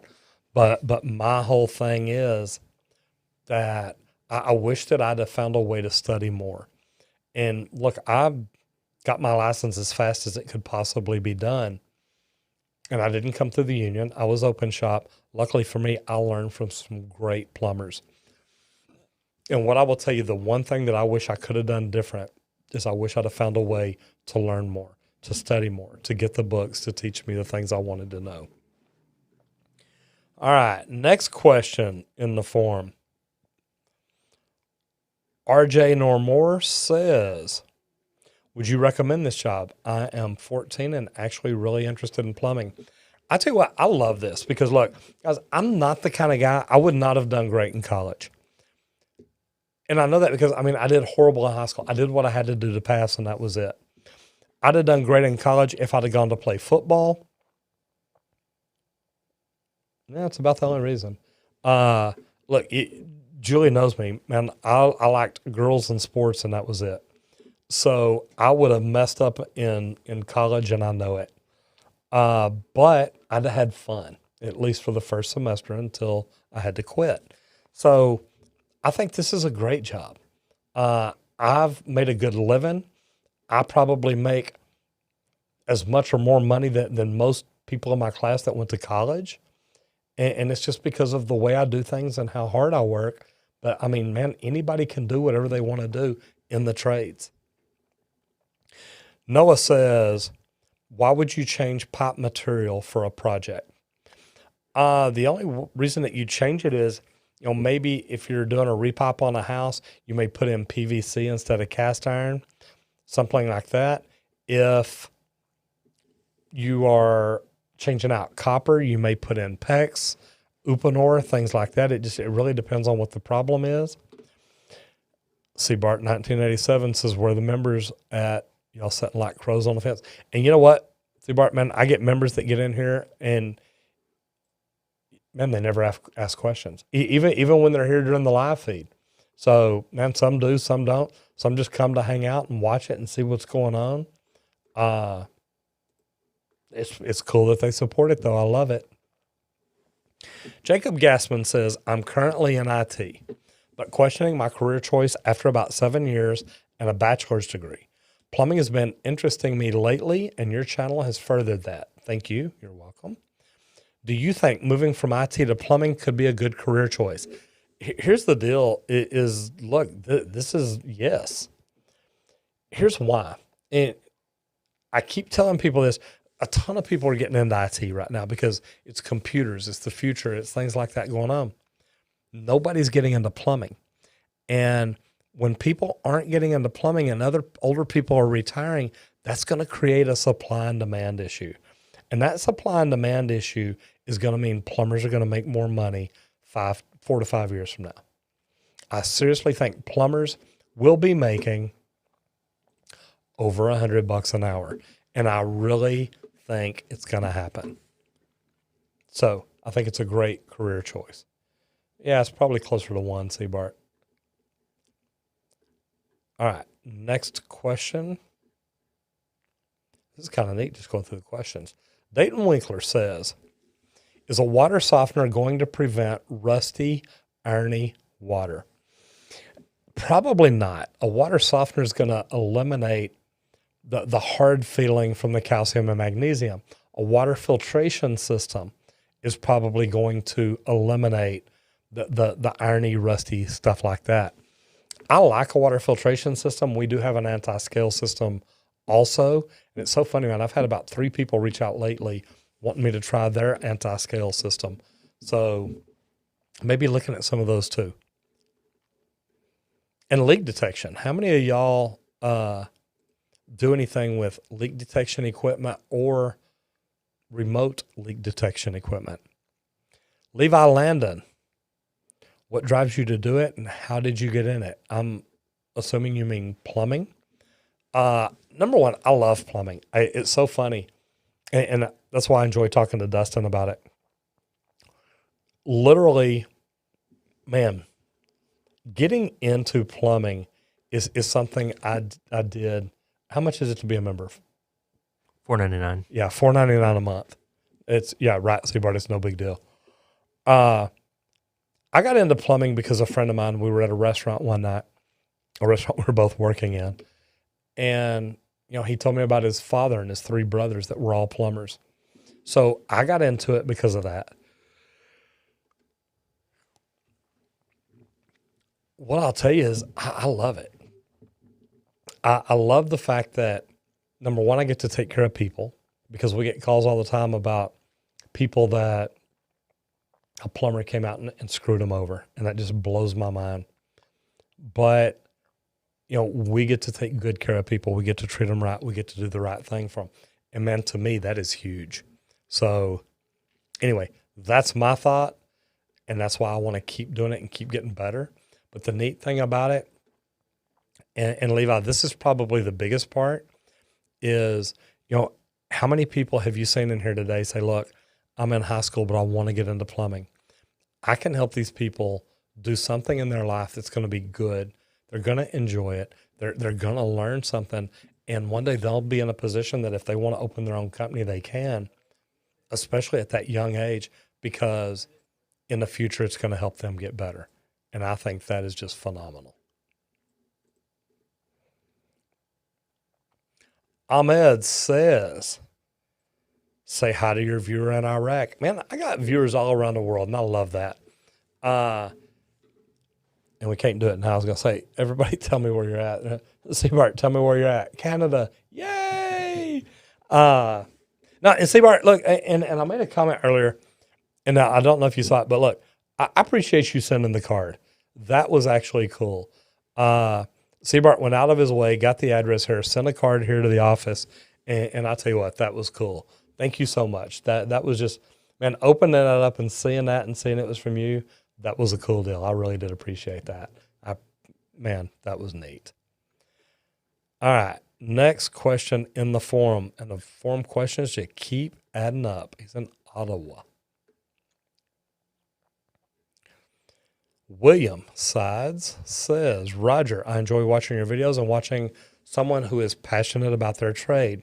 Please keep up the awesome work, good sir. It's like I talked about a while ago, guys. Look, I love what I do.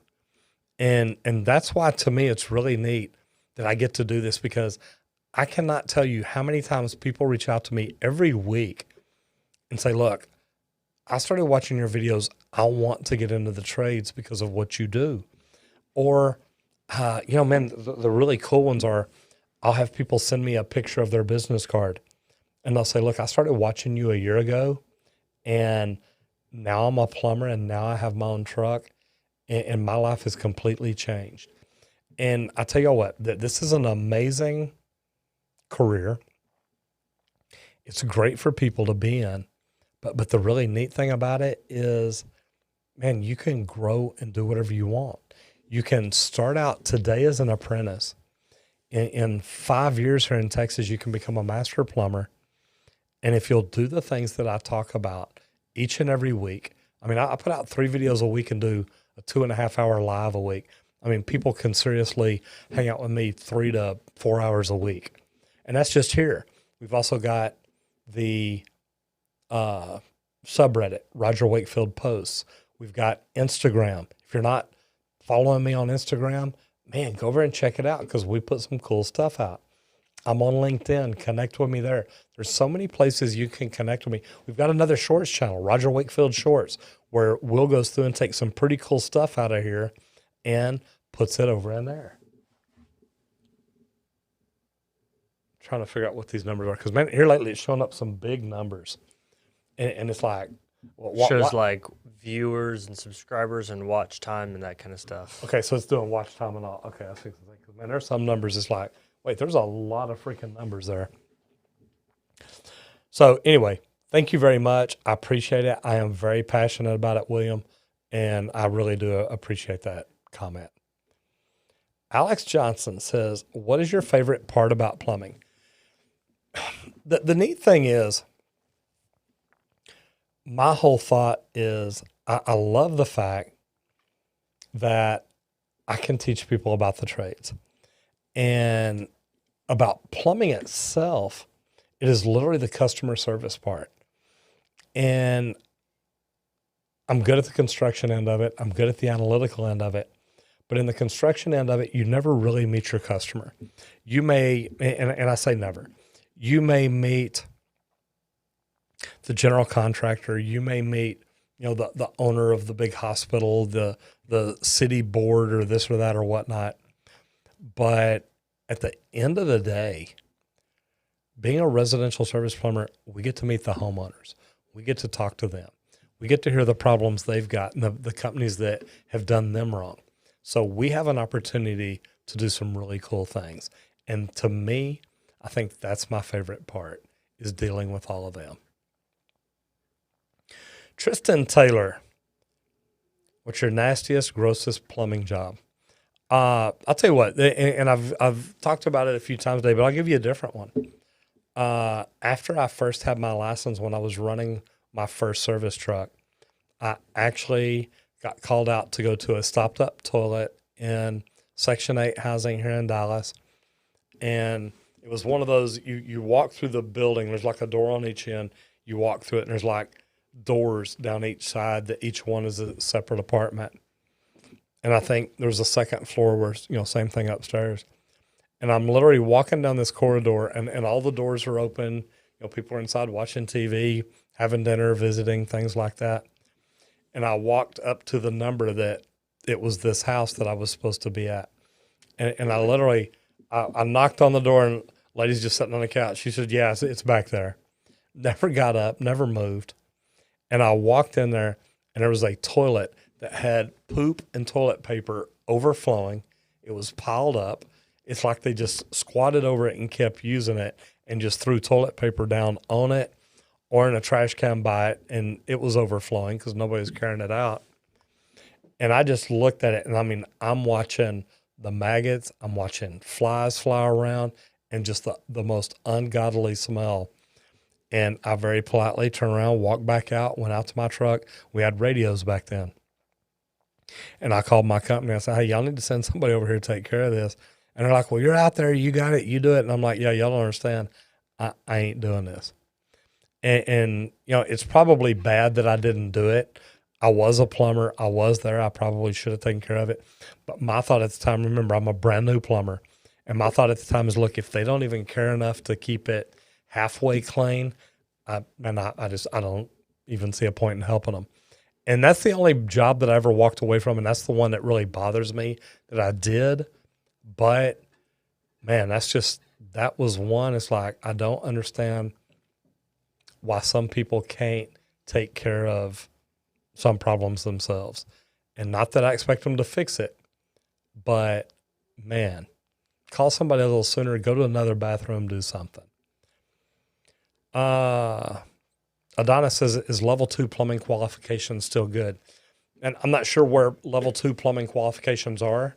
Here in Texas, we've got a different licensing system. It's really going to depend on the AHJ, the authority having jurisdiction where you're at, to find out what's good with them, what works with them, what doesn't, and things like that. Seabart says, I know what Section 8 is from watching MASH. That's pretty funny.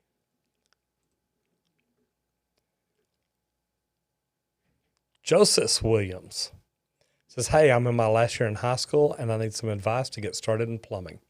What are some important tips you have? Number one,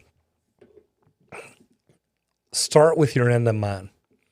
And I know that's funny, but think about what you want to be when you become a plumber. What kind of plumber do you want to be? Do you want to open your own company? Do you want to work for other people? Do you want to be a superintendent? Do you just want to be the best plumber in town? And always look at that. And I say it because, when I first got into plumbing, those thoughts never crossed my mind. I just knew that I worked for two plumbers that I really did like. I wanted to do a good job for them, and that was a big deal.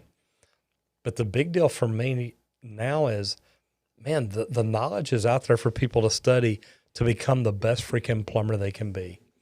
And I think that is one of the biggest things. So always start with the end in mind. Do you want to open your own company one day? Do you want to be the best plumber in town? What is it that you want to do? And how good do you want to do it? Do you want to do it better than everybody else? Or what do you want to try to do? And my thing is, if you walk in with that in mind, you always remember that. It'll help you, always help you get better. And to me, I think that part's huge. I want to see something here.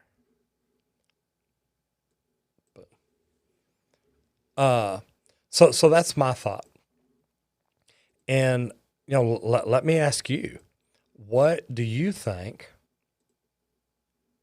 would be things just based on what you've been in here and seen and heard and whatnot?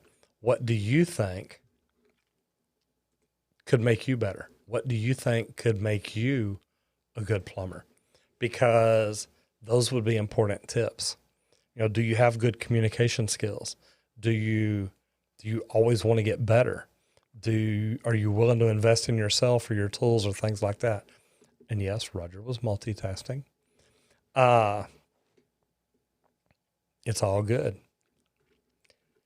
Let me jump back up here real quick into the form. Jonathan Mark says, any usual plumbing issues to watch out for in the 1930 construction's home, demoing and remodeling one? Oh man, a ton of them. Jonathan, what I would tell you is, number one, get rid of all the galvanized pipe, get rid of cast iron, galvanized. And when I said galvanized a while ago, I meant the water lines, but also look at any galvanized drain lines. Those are going to be full of calcium, magnesium, electrolysis, any kind of buildup. I would look at making sure you change out 100% of the plumbing, go to either PVC or something like that, Uponor, a lot of different choices and things you can do. But yeah, I would look at changing out every bit of the plumbing pipe. And that would be a big, big deal. Damon Percy says, do you have to purchase a water heater made for mobile homes only, or can you use better models made for regular houses? Would like a Wi-Fi model, but can't find one made for mobile homes. Here's what I'll tell you. Is, Damon, you need to see how much room you have to put the water heater in. If the water heater will fit, man, you're good. And that's really all that's going to matter. So just look at how big an area you have. Another thing to remember is, how big is the door? How big is the door where you've got to get this water heater in and out? Is that a possibility? And you're saying you want a Wi-Fi model. Do you have an electrical outlet there?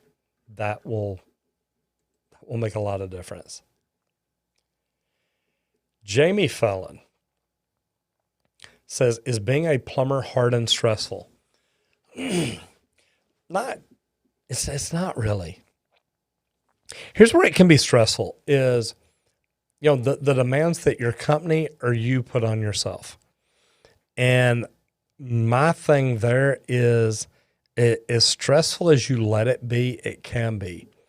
Every company is in the business to make money. So we look at numbers. We look at calls people go on, closing the sale. Did they sell them the right things to do the job right? Did they bill them right? Did they collect the money? So there are things like that. But to be honest, it's just like tying your shoelaces. After a year or two, it's stuff you're used to doing. It's what you do when you go out on a job. It's what it takes to be a good plumber. And to me, there's nothing stressful about it. I tell people all the time, we're not in the business of sales. We're in the business of finding out what's wrong with someone's plumbing and giving them the best options to fix it. So to me, there's no stress at all in that.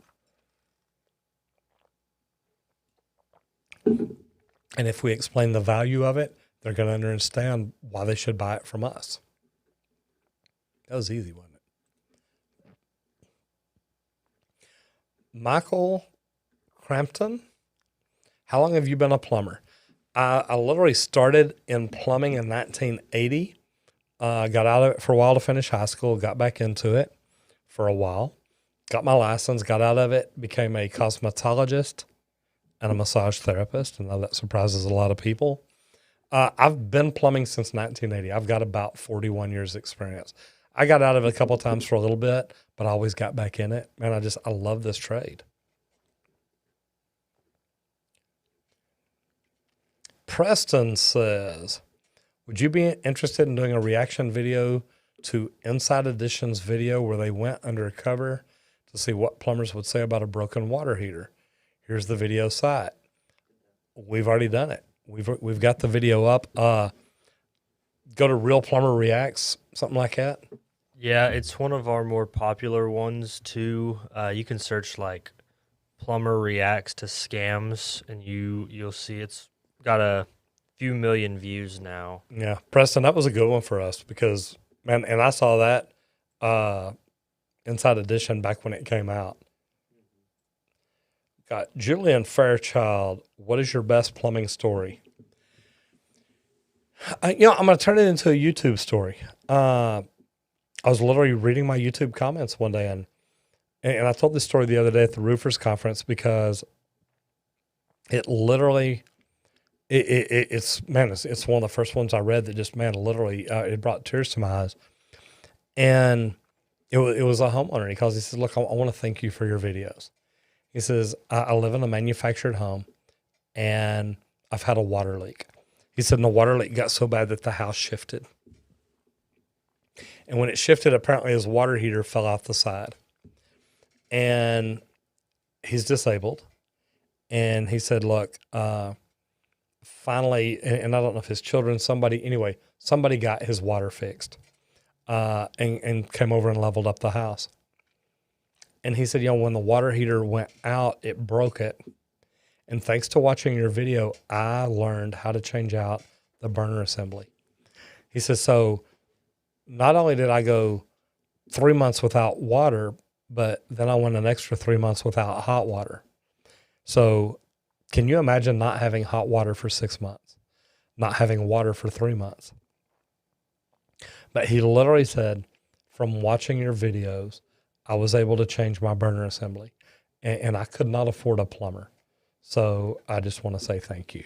And man, when you do stuff like that, that is one of my best plumbing stories ever. I love it. I love helping people, and it makes a big deal. Okay, I thought I just did that one. Maybe you asked it a few times.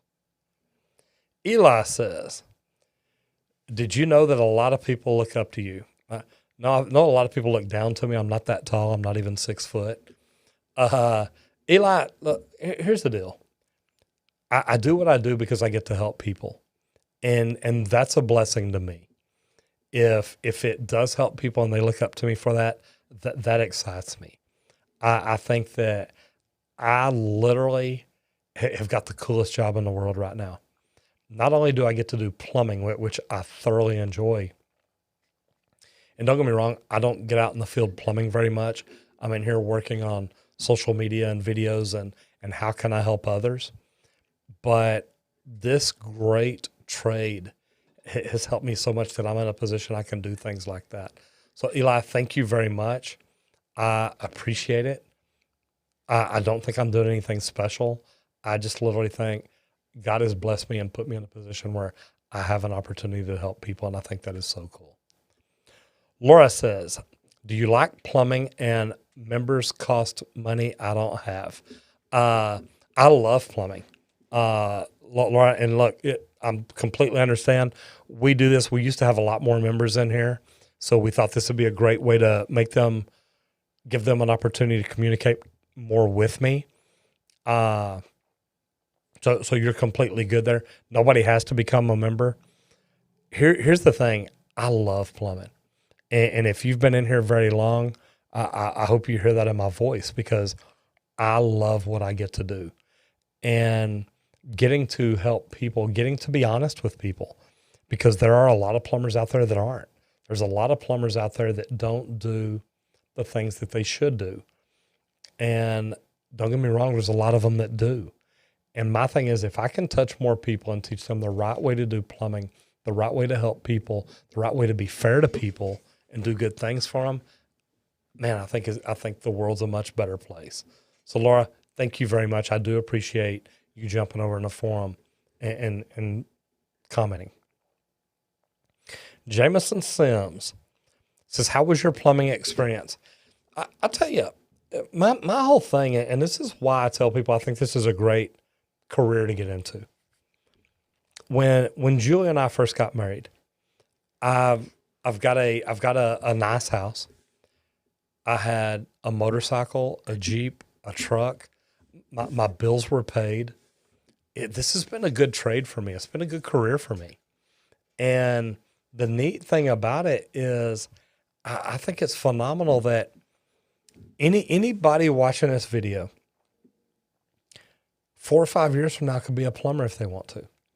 And the opportunities and the life that we have the possibility of building, it's up to us how good we want to do, how big we want to grow, or what we want to do with it. And that's why just a while ago, somebody says, look, what would you tell me to think about getting into the trades? And my whole big thing is think about what your end game is. What do you want to be? What do you want to grow it to? Because it's funny, I would always, whenever I was teaching first year apprentices, I'd always ask them, how many of y'all want to be a plumber? And the whole class raises their hand. And I'm like, okay, how many of y'all want to be a foreman? Well, now maybe 75% of the class will raise their hand. How many of y'all want to be a superintendent? Well, maybe it's only half. How many of y'all would like to be a project manager or a director of operations? Now maybe 5 or 10%. I mean, that number starts getting down into the low percentages. And then you say, how many of y'all would like to work for yourself one day? Everybody in the room raises their hand. We all want to become entrepreneurs, but how many of us are willing to work hard enough to do the things it takes to get us there? And to me, that's what it's all about. My plumbing experience has been phenomenal. That's why I love sharing it. That's why I love telling people about it and explaining to them they've got an opportunity to change the world. It may be their world. It may be their family's world. It may be the world that their children are going to experience. But man, we've all got that opportunity. And it's not hard to do. You don't have to have a college degree to do it. You can learn to be a plumber, electrician, roofer, HVAC technician. Man, it doesn't matter. You've got an opportunity to change your world if you want to do it. All you have to do is learn your way up. So that's my plumbing experience. I'm going to send you this super chat. All right. Paul Pierre, how are you doing today? Says, what advice? Number one, thank you very much. Says, what advice do you have to brand new builders, DIY home builders, plumbing in ICF construction? Here's what I tell everybody starting out. Number one, always work to do things the right way. And some people always want to find shortcuts. My thing is always find a way to do the right thing even better. Because if you can bring more value to people, you're always going to be worth more money.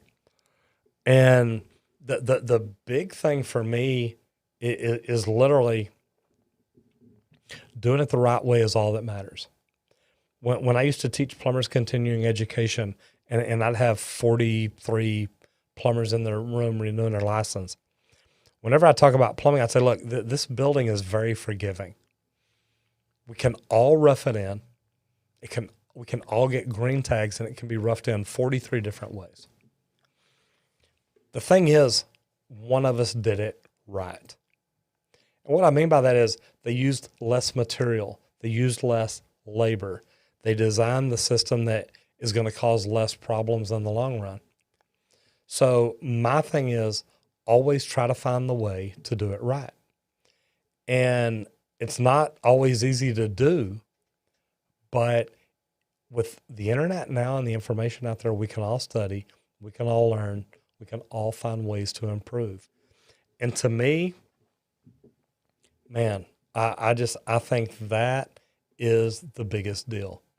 Find a way to do it right, find a way to do it better, and make it wonderful. And again, Paul, thank you for the super chat. I definitely do appreciate that. Next question in the forum. Jack Kennedy says, what is your favorite plumbing memory? You know, I think going in and finding problems that other people can't find. And we're really pretty good at that. And I say that because we spend a fortune on the best leak detection equipment, the best leak detection product money can buy, the best cameras, the best electronic listening equipment, all of the above. And when we can come in and find problems that other people can't find, I love that. And it lets people know why we do what we do. Why do we try to be the very best? Because there's a lot of problems that just some plumbers can't find, some good plumbers can't find. But you know what? Man, when you're trying to be the very best, you better be able to find stuff like that. And to me, that part's huge. So I got to tell you, it would be a story like that. And Jack, there's so many of them. I don't know that I can pick one. I love it when, Julie comes out and says, look, well, we just got a call from a lady that the plumber came out and said it was going to be $10,000 to get her gas turned back on. She's got a leak under the ground. He's got it turned off. If she wants it turned back on, here's what you got to do. And we go out there and check it, and she's got 2 little bitty leaks in her attic. Actually, there were 3. And don't get me wrong, it took us 2 or 3 hours. It was $800, $1,000, I'm not sure. But we had our gas back on right then. And we did not charge her $10,000. We didn't try to rip her off like other companies do. And those, to me, those are my favorite memories of everything that we do every day. And I like it. Matthew says, do you know the company IFS? INTFS.com. I do not. Should I? If I should, Matthew, let me know.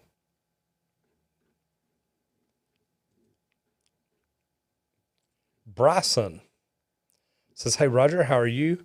I'm 19 right now, and I am new to the trades. I was wondering if I could become a good plumber, even if I have no experience with tools, machinery, and just plumbing in general. Bryson, this is a question that I love this so much. Look, none of us had any experience when we started. Now, I had some experience with tools, but you know what? Before I started helping my dad work on the car, I didn't have experience with tools. I had no experience with machinery till I started working for the farmer down the street hauling hay. And I started helping him work on tractors and balers and bush hogs and rakes and stuff like that. And plumbing in general, I had no experience at all till 1980, whenever I got a job with one of my best friend's older brothers doing plumbing. And he was a pain to work for. He didn't want you standing next to him when he was reading blueprints, so you had to stand on the other side of the sheetrock and read it upside down. But I made sure that when they were throwing those blueprints away to bring out new ones because of a change, I carried the old set homes and studied. I studied the logos. I studied the key. I wanted to know what every symbol meant, why it meant that, how it looked in the blueprint. So I'd go in the blueprint and try and find it. I'd go in and look at the things we did that day. That way I could understand where I was, how it was figured out. I wanted to learn everything I could. But Bryson, before that, I knew nothing about it. And when I got into plumbing 41 years ago, I knew nothing. Now, man, I get it. I understand it. You can do it too. It doesn't take that long to learn it, figure it out, and get good at it.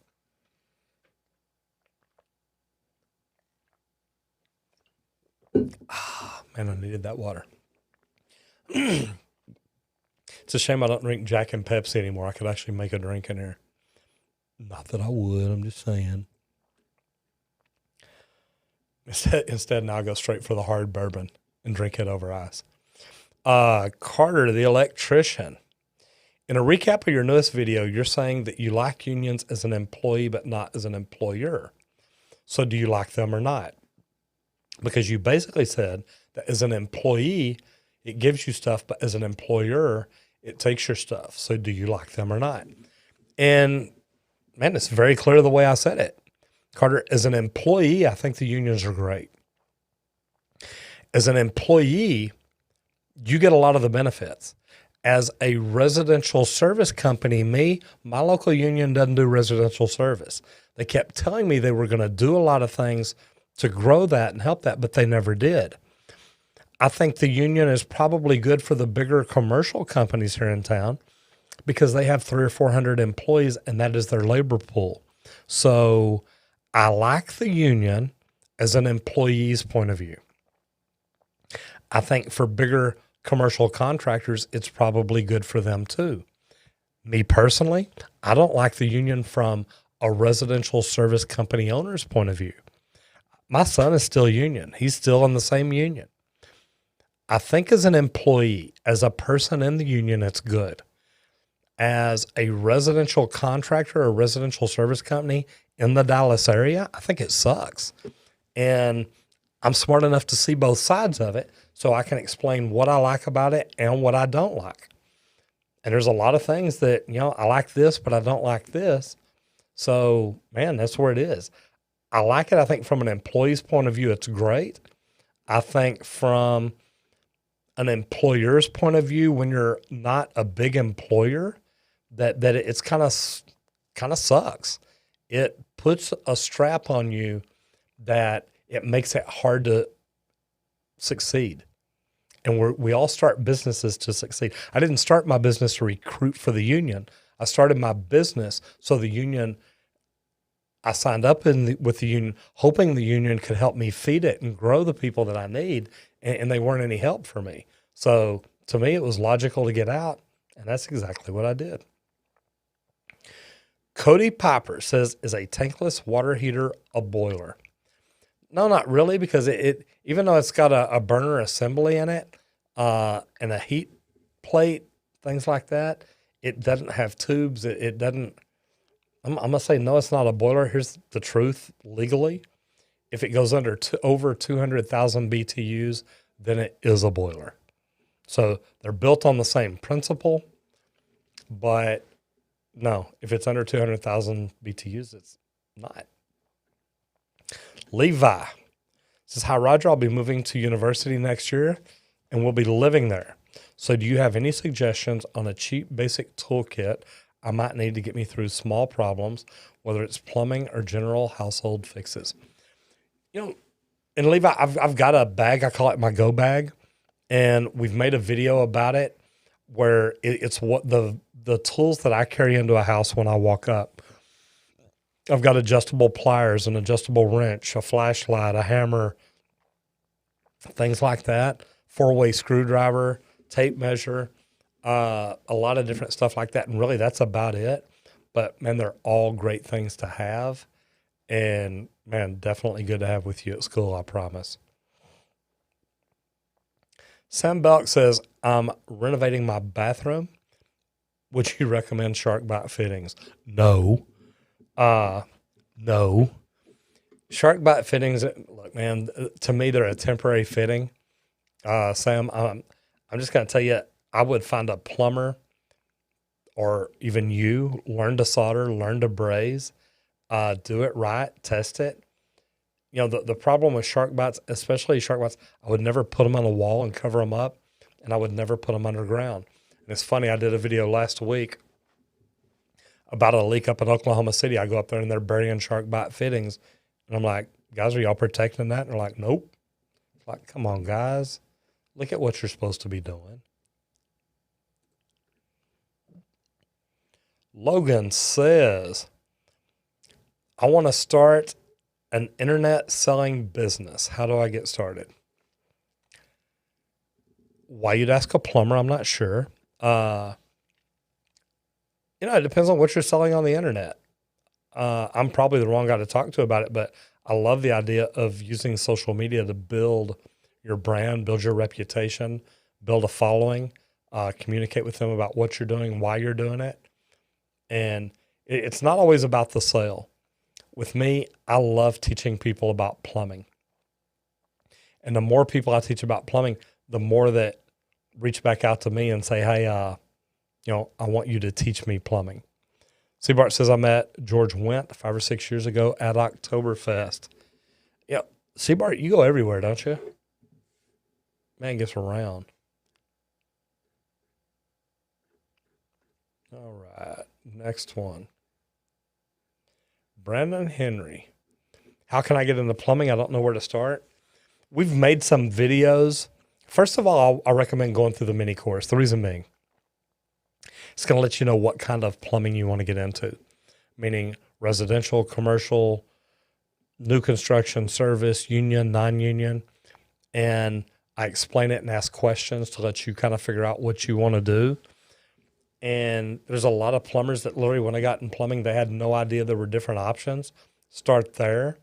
And then once you figure that out, I've got videos about how to get into the trades, how to get started, how to even apply for a job and things like that. And that'll help you get in and figure out what to do next in order to get a job.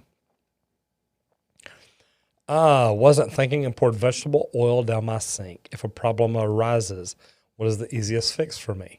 Love the channel and thank you. If you did it recently, you might be able to run a lot of hot water down it and rinse it out. Maybe even put in like a dishwashing soap to help break it up a little bit. Man, you want to rinse it with as much hot water as you can, not boiling, because you don't want to, PVC. Now, if it's an old cast iron system, maybe boiling water, but PVC is not made for boiling water. If you jump over to our subreddit, Roger Wakefield Posts, you'll see some pictures over there where the guy's like, look, I just pour boiling water down my drain every now and then, and the whole bottom side of the pipe is melted and bubbled up and stuff like that. It's actually pretty funny. Vince says, doing painting, any risk to plumbing, washing brushes with acetone brush cleaner in a kitchen sink? I don't drink it. I know, don't drink it. Yeah, that's true. Here's the deal. As long as you've got acetone and you're watering it down really good, you're probably okay. Here's the thing is, look, that paint can gel up and coat the inside of your pipe. And if it sticks good, it could lead to problems later. I always try to put stuff in a bucket, rinse it out as much as I can there. That way you can just pour that bucket out along the back of your fence line or something. Get rid of it there. I try not to put stuff like that down the drain if I don't have to, but it can happen. Hey, I got a question. Absolutely. So for a lot of people in the north, this is going to sound weird, but my tankless water heater is mounted on an exterior wall, inside of an exterior wall. And I know it's no big deal, but now that the temperature is getting below freezing here, how will that affect my plumbing? Do I need to have dripping faucets and things like that, or should it be okay?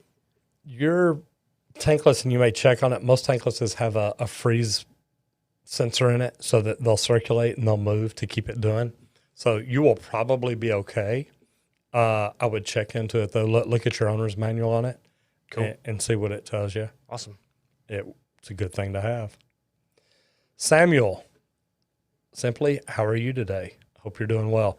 Samuel, I am. It's actually, my thing is we're working on so many things that, and I was telling Julie about it earlier.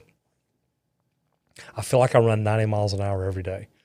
Constantly, my mind is going because of different things I'm working on. I've got a plumbing company, a social media channel, a marketing company. And there's so many things that we've got that we're growing and doing and working on. But at the end of the day, and I thrive on it. I get excited about it. I enjoy it because I see so many different ways and opportunities to help people do different things. And to me, man, it is just cool. So I'm doing wonderful. Thank you very much for asking. I think it's pretty cool. John says, in the plans of building a house myself, it's in the country, do I need to run any kind of plumbing before the foundation gets poured? Yeah, John, you're going to want to do your underground rough. You're going to want to put in your drain pipe and possibly even some water lines, depending on if you want them looped up under the slab or if you're going to come back and run them overhead and drop down. Labor-wise, looping them under the slab is a good thing. But I got a question. You say you're pouring a slab. Is it the entire slab, or are you going to have a crawl space under it? Or are you going to have a foundation around it with a crawl space? You're saying slab, so I'm assuming it's a slab on grade. All your plumbing pretty much needs to go in underneath it in order to catch all that, and then your vents will go out the roof. Love that. 15 more minutes. I like it. Anthony Wright says, how are you driving service calls from your YouTube channel? Anthony, that's a good question, because that's why we started YouTube. We literally started YouTube because we got tired of marketing companies ripping us off. And what we did is we started making videos to help our customers in our area, thinking that we can share it on Facebook, we can share it on LinkedIn, we can do a lot of different things like that. So we don't just make videos, we have a distribution plan to help get those videos out in front of people. And the neat thing about it is it does lead back to work in our business. We specialize in things like slab leaks and leak detection and leak location and a bunch of different things like that. So when we make videos about that and people call up here, it's real easy to point them to it. And when you can become that trusted advisor for people, they've watched you, they've seen you on video, they know what you do, they know what you're talking about. And especially when other plumbers jump in and say, oh my gosh, look, I learned this from you, or we do it the exact same way and it works every time. There's so many different things that can happen that are really beneficial that, man, it puts you in a position where you become the trusted advisor for these people. And that's always a wonderful thing. Paul Burrows says, PVC or ABS and why? And this is a really easy one. PVC. And the only reason being is that's what we use here. Now, we went out to a job just recently. If y'all saw the one where the concrete got poured down the lady's drain, I've been plumbing here in the North Texas area for over 40 years. That is the second time I've ever seen ABS piping on any service job, new construction job, repair job, anything at all in my life. But when you get out to California, they use ABS, and they're like, why would y'all use PVC? We use ABS. And I don't know, but that's what we've got, and that's what we use and always have. It works great. Brad Overmeyer says, I want to install a tankless water heater, and my area requires a backflow preventer. Could you recommend one for a 3/4 inch line interior install? You're not going to install the backflow preventer in a wall or anything, but you can stub out of the wall and install like I think it's what, a Watts 009. You need to find out what they want, what they require. Is it a double check? Is it an RPZ? What do they need? And find out what their requirements are, because different cities, different municipalities require different things. They make little bitty backflow preventers, and then they make some big ones. And, you know, of course, the bigger they are, the more money they cost. But at the end of the day, find out what your city will allow and not allow, because that is going to be all that matters. It doesn't matter what I say. John Lilber says, what could be a leak if there's not a visible leak in the kitchen? And if you say, what could be a leak? Are you getting water coming up through the floor? Are you getting, man, what kind of problems are you having? What makes you think there's a leak if it says there's not a visible leak? I'm not sure. Is there a faucet dripping that maybe nobody sees? Is there an ice maker leaking that maybe nobody sees? Is there anything at all like that? See, Bart, good to know you're still in here, man. I appreciate that. So, John, here's the thing. Have you done a water pressure test to determine for sure there's a leak? On the water side, it could possibly be on the sewer side if it's just water coming up through the floor. Should the waste pipe from a dishwasher be fixed at a point higher than the end of the pipe to stop backflow? Yes. It should either be fixed higher. They used to do a loop where they'd tie it up at the very top of the sink or bottom of the sink. Let me get that. The top of the side of the sink to make it come up above the disposal and then back down to it. If you don't have a vacuum breaker up there, an air gap, that's exactly what you need. Now, most new houses are built with an air gap in there where the water comes in it so it can't suck it back through. So, yes, you do need it. There's two ways to do it, either a mechanical or a high point loop like that. Dylan Francis says, I'm trying to be a plumber's apprentice and I've already had a background check and drug screen done. Just waiting on the second interview. Any tips for me? Dylan, where are you located? What I'll tell you is that, look, we've made a lot of videos about that, things to look for in the interview, questions to ask, even what to wear. But, the thing to remember is you want to bring value to them. But you also want to let them know, look, if I join the union, how is this going to help me as my career as a plumber? Because I want to be the best plumber. I want to do a great job. I want to do things like that. I want to take care of my family. I want to help the community. There's a lot of different things that you can do. But at the end of the day, man, it's got to be you. You've got to be sincere and honest with them and tell them, hey, look, this is where I'm at. This is where I'm going. This is what I want to do. And let them know that, look, you're there to do good. And if you are, man, you got a good shot at it. Blake Drury says, what is your biggest handheld tool? And that's pretty easy. It's my big green pipe wrench. My biggest handheld tool is a 48-inch pipe wrench.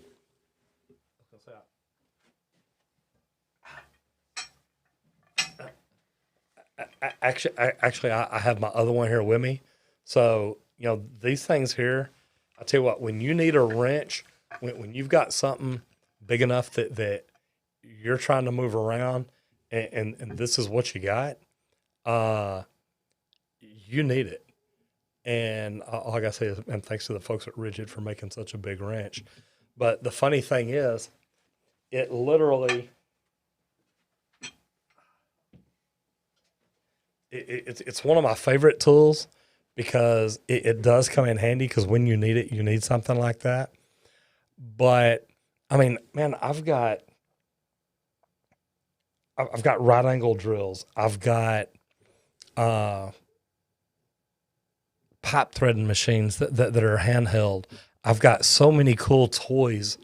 And look, man, I'm at the end of the day, I'm a boy. I call them toys. I've got so many things that I love using and love working with that they do. They come in handy. They're great to have and couldn't use it without them. Next question. What caused you to get in the plumbing profession? I was managing a restaurant and one of my best friends worked with me and we were there late one night and the big deal about it is it was slow. We were sitting there talking and he looked at me and he says, are you going to do this forever? And I'm like, man, I'm 16 years old. I'm managing a restaurant. Life is amazing. And he looks at me and says, so what if you get fired? What if you quit? Who's going to hire a 16-year-old restaurant manager? And that just blew my mind. So we started talking and he told me about his father and his 3 older brothers that were plumbers and that they all loved it. They made good money. They had apartments or houses and things like that. And man, I just thought that was so cool. Probably wasn't but a couple of weeks later, I either quit or got fired. And I ended up calling one of his brothers and went to work with him as a plumber's apprentice.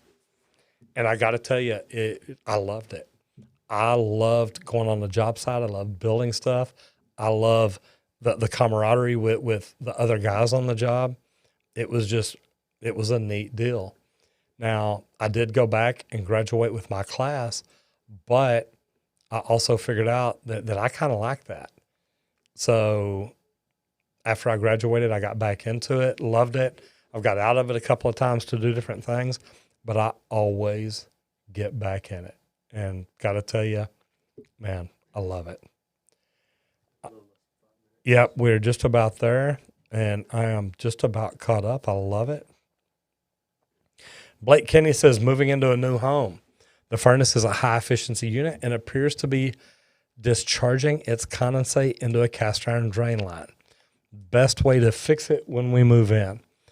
It depends on what you're going to do with it. If you're trying to recapture it, if you're trying to treat it before it goes in there, man, you're have to look and see why they've done it the way they did. Is it a new home for you or a new home altogether? And is that by code? Because I have been to some places that they would run the condensate line into a drain like that. So, and it's a very big possibility that may be what it's all about. Here's the thing. Wait, got one more. Sorry. I thought I was just about there. I was going to go into my ending rant. Do you teach people plumbing and, KJ, do you teach people plumbing and social media? And actually we do. We've got the free mini course that basically teaches people what kind of plumber they may want to be when they get started. We do have a very basics of plumbing course that, the link I think is in the free mini course to take them over to it. And God, I think it's what, $297 or something. And we're working on videos for that to grow that. I'm working on training and coaching and consulting for a social media course for plumbers that want to open their own company or plumbing company owners that want to grow on social media. So we are doing all kinds of cool things. But yes, we're growing that, working on it, and trying to put it out there for people. And then one more. Mendoza says, what is a good present to get for your dad that is a plumber? Man, I like that because we made a video a while back. It depends on how much you want to spend because, oh my God, I'm telling you, there are some of the coolest toys we just got through. And I'd say, is it a commercial plumber or service plumber? The neat thing about it, there are so many cool toys out there that, and when I say toys, I mean tools. But me being a plumber and a male, I feel like a little boy when I talk about plumbing tools because, man, they're just fun. You can always get the latest and greatest, flex shaft from Rigid, the Milwaukee Air Snake, the DeWalt cordless right angle drill. There are so many cool toys out there. One of my favorites is my Vito Pro Pack tool bag. I think that is the neatest backpack tool bag I've ever had. But then again, Milwaukee's got a pack out kit that, it's a stackable multi-area toolbox that literally, it's like you can almost roll your freaking truck around on a dolly and carry it in the house with you. It is literally fantastic. So there's so many cool things. She says they need lodging on site. If not, we'll have tents we can ship. Man, they got a bed and breakfast or cabins or something right down the street, so that may not be a bad idea. So anyway, Owen, man, there's so many great choices there. I will tell y'all, don't drop any more questions in. We are finishing up, getting ready to get out of here. I really hope that y'all enjoyed that. If y'all have, and I hadn't even looked if we got any thumbs up or I know that somebody said we got one thumbs down. It doesn't surprise me. There's always haters. My thing is though, look, I love doing what I do. And even if they were all thumbs down, it really wouldn't bother me. I have fun talking about plumbing with other people. We've had some great people in here today. I do appreciate everybody getting in. And I just want to say thank y'all for stopping by. If you learned something today or you think you got something valuable out of this that you could share with other people, please tell other people about it. And, hopefully we'll see them in here next week. If not, man, send me a message. Tell me what I did wrong. Tell me what I can do better. I want to make it better for everybody. Anyway, thank y'all very much for coming by. I really do appreciate it. Seabart 1987, thank you for hanging around all day long. It's been great. I know you were in here before we got started, and it's good to see you still in here. Anyway, I hope you all enjoyed it. Thanks to my moderators, Grayson, Liz, Will, Julie, my angel, and Miss Amber Mendoza. Thank you all so much. I appreciate it. I'm Roger Wakefield. But man, I know it's like, wait, do I start off with the video? I'm Roger Wakefield, lead AP, the expert plumber. I'll see you in the next video if you don't get flushed.